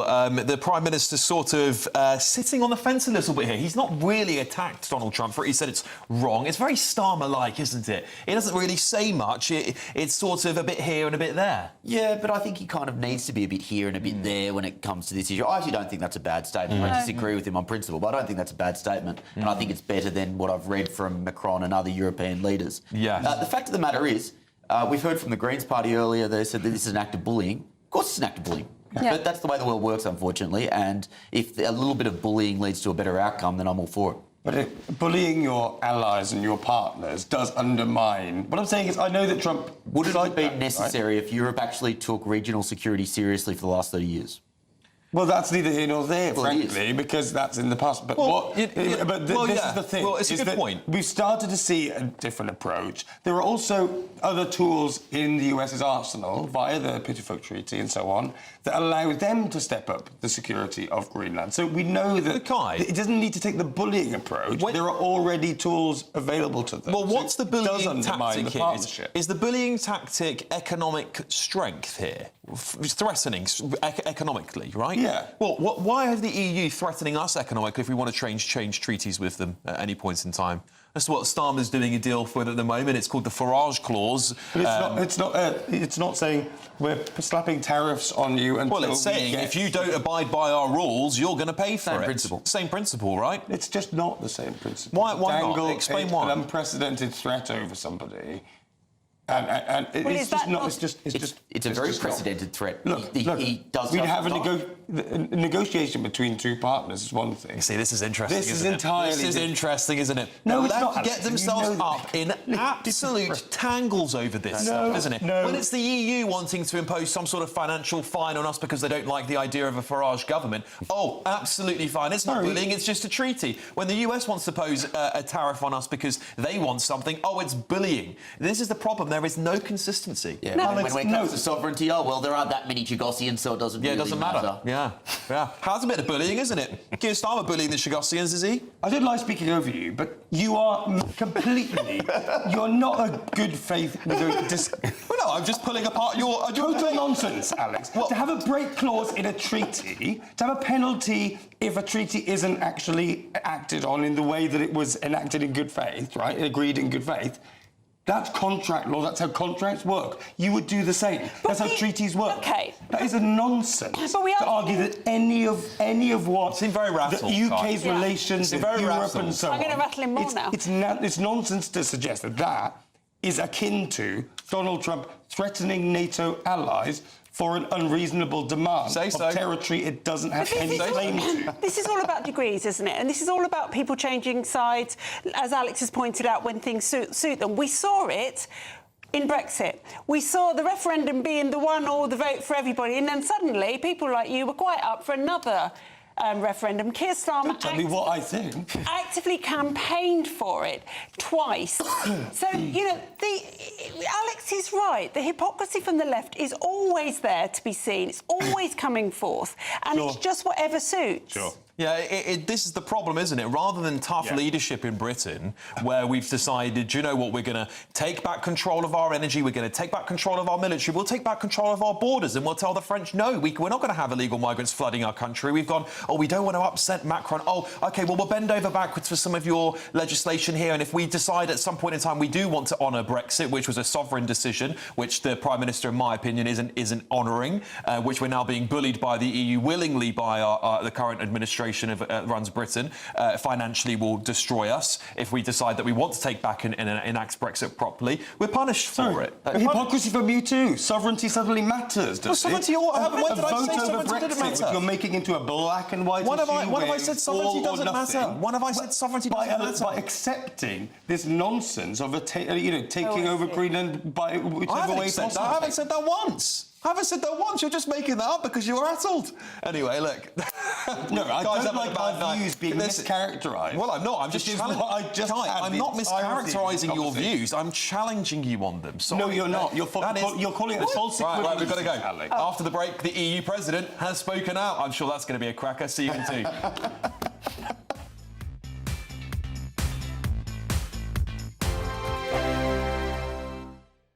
Britain deserves a newsroom that puts the facts and your voice first. Well, and that's what you get on GB News. Lively debates, lively conversation. And we're not afraid to hold power to account.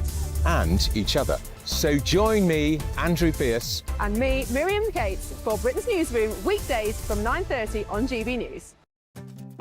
I'm Jacob Rees-Mogg, and this is GB News, Britain's news channel. This is GB News, Britain's news channel.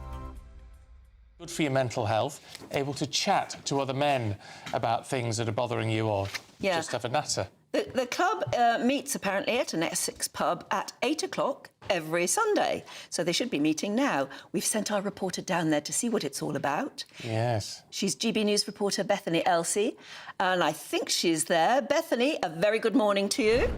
What's going on? Good morning to you both. Good morning to you both. Anne, you're absolutely right. Dozens of people have turned out here in Brentwood for this countryside walk to support men's mental health. It is, of course, all set up by the famous entrepreneur Thomas Skinner, who joins me now. And my lovely mate Rob. And Rob Heisey, who is a therapist. Thank you both for joining us. Thomas, why have you set up this event? I just feel like, look, listen, like, us blokes don't talk to each other enough. We're always going to work, grafting, looking after the family, but we never talk about us, never look after us. And there ain't nothing out there really around this way for people to sit down, have a little chat, have a cup of tea, enjoy the countryside. Just blokes supporting blokes, that's all it's about, you know what I mean? Nice and early Sunday morning, before you do your bits and pieces, and we can relax. And Thomas, it's the second event of its kind. The first was last Sunday. You had about 80 people turn out now. There's dozens more here today. It's a real sense of community here. Yeah, do you know what's lovely is shaking everyone's hand so far this morning. People that come from all over, not just from around here. People that come from Bethnal Green, people that come from Dartford. One guy's come from Canterbury, and obviously all the locals turn up too. We've got just over 80 people. I think we're going to get more than 100 today, and look, hopefully it grows. The more, the merrier. Yeah, all we just want to look after each other, put our arms around each other, and have a nice walk, and just say, you know what, it's all right. GB News, the People's Channel. At GB News, we love to hear from you, our loyal community. So drop us a line at gbnews.com/yoursay. There you can talk to each other and also to the presenters live on air. gbnews.com/yoursay, because GB News is your channel, Britain's news channel. Join me, Nana Akwe, for an informative, interactive news programme with a difference. It's fun. No, he didn't say that, Dave. I'm so surprised. I think there's an element of truth to that. Join me from 3 p.m. every weekend, only on GB News, Britain's news channel.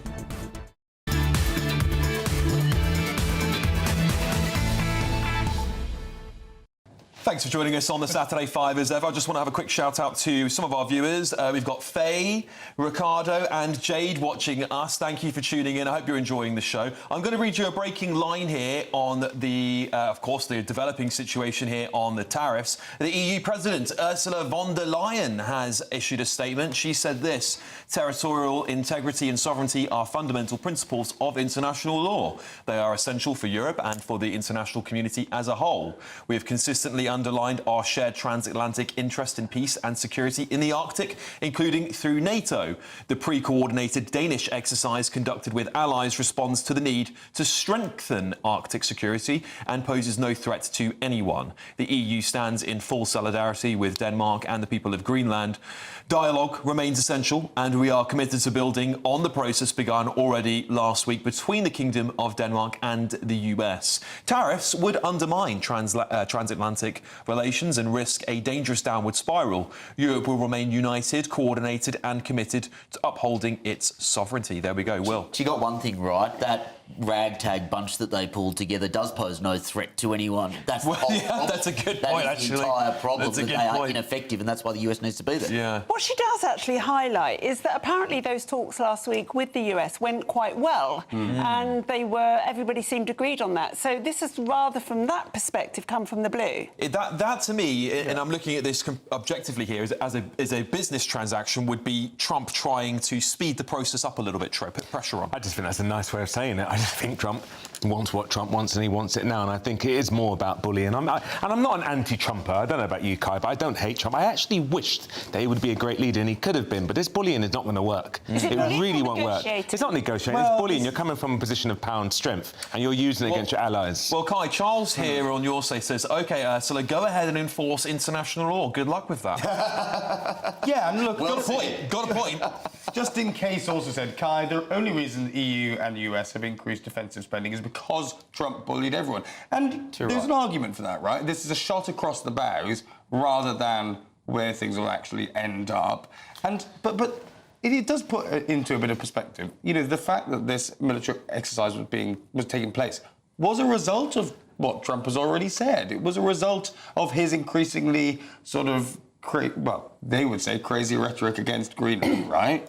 So what does he want? Because what ideally he wants to get to is Europe and the US working. Yeah, but that's why it really undermines his argument about this being about strategic security. Yeah. If it was, he'd want the EU and the US working in partnership in Greenland, given that it is a sovereign territory. He knows the EU is incapable of doing it. That's why the US has to step in. You keep saying things like this, right? Like it's truth. Right. But the fact is, Europe is still a military might and economic power, a country almost the same, a continent much bigger than the US. Okay. Yes, all right, we've got to leave it there. We've got to leave it there, Kai. We'll hear plenty more from you in the Saturday 5 Extra. That's coming up next. I'll be back at 9 o'clock tonight. We'll bring you the latest on the Britain is broken narrative that's been out today, but also I'll bring you some more reaction on this very huge story. We'll be back here on Saturday 5 in just a moment.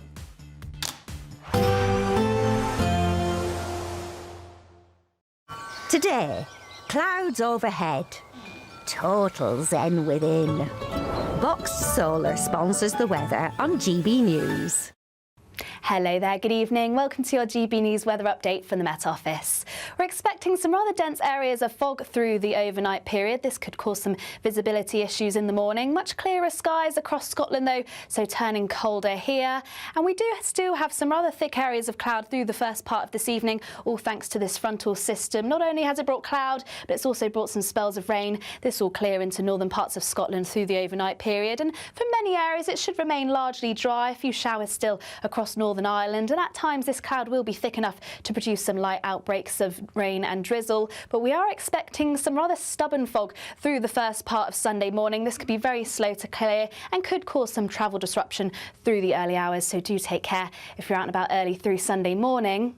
Now across Scotland it's a slightly different story. Clearer skies here, so quite a sharp frost. If we do see any mist or fog, it's likely to turn freezing. Much cloudier across Northern Ireland, northern parts of England, some showers at times around coastal areas, and fairly similar elsewhere across England and Wales. Some very low, thick cloud at times, so it is going to be quite a grey, murky start for many of us. Also further spells of rain for the second half of the weekend, at first across southwest England, Wales, pushing northwards into the rest of England through the course of the morning. The best of the brightness likely across parts of Sussex and Kent, perhaps parts of East Anglia later on, and also across the far north of Scotland, perhaps even seeing some sunny spells here, but likely to remain fairly chilly under cloudier skies, though highs across the south reaching around 10 to 11 degrees Celsius. Heading into Monday, it's a fairly similar day. Once again, some mist and fog to start and plenty of cloud through the course of the day. This at times will bring in some outbreaks of rain, particularly across Northern Ireland and western parts of Scotland. Once again, the best of the brightness across the far southeast and the far north of Scotland. More cloud to come into next week, though temperatures should remain mostly mild. Today, clouds overhead, total zen within. Boxed Solar sponsors the weather on GB News. An incredible £85,000 in tax-free cash could be yours. Hi, I'm Jane. I won £54,321 with the Great British Giveaway. Oh, definitely please enter. It is real, and that one text has just made my life 100% better. For another chance to win £85,000 cash, text cash to 63225. One entry costs £2.50 plus one standard network rate message. Or text bonus to 63225. 5 entries cost £5 plus one standard network rate message. Go to gbnews.com/bonus. gbenews.com/win. Entry start at £2.50. Call 0903 686 3232. Calls cost £2.50 plus your network access charge. Or post your name and number to GB18 PO Box 8690 Derby DE1 9TT. UK only. Entrance must be 18 or over. Lines close at 4 p.m. on the 30th of January. Please check the closing time if listening or watching on demand. Good luck. From the school run to the home run, watch a new show for all of Britain. So he can say whatever he wants. A straight talking show where all voices are heard. And, you know, when are we going to stop talking about smashing the gangs and actually do it? With the stories that matter from every part of our country. There's a bit of a crash landing there for your Chancellor. Bold, fearless and standing up for you. That's me, Martin Daubney, 3 p.m. till 6 p.m, weekdays, here only on GB News. The People's Channel, Britain's news channel. Britain deserves a newsroom that puts the facts and your voice first. Well, and that's what you get on GB News. Lively debates, lively conversation. And we're not afraid to hold power to account. And each other. So join me, Andrew Pierce. And me, Miriam Gates, for Britain's Newsroom, weekdays from 9:30 on GB News. Bold. They are under no illusion. Ray. Are you a human trafficker? Boundless. I've had enough of the nonsense, and I'm not afraid to say it. Don't get us on the BBC. Every weeknight, I tear through the headlines. The smell of gasoline. Should we be worried about it? From Westminster madness to cultural war chaos. What I'm going to do now, they are throwing things out the car as we speak. Get ready, Britain. Here we go. Patrick Christie tonight, weeknights from 9 p.m, only on GB News, Britain's news channel. At GB News, we love to hear from you, our loyal community. So drop us a line at gbnews.com/yoursay.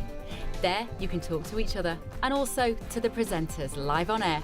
gbnews.com/yoursay, because GB News is your channel, Britain's news channel. Join me, Nana Akweer, for an informative, interactive news programme with a difference. It's fun.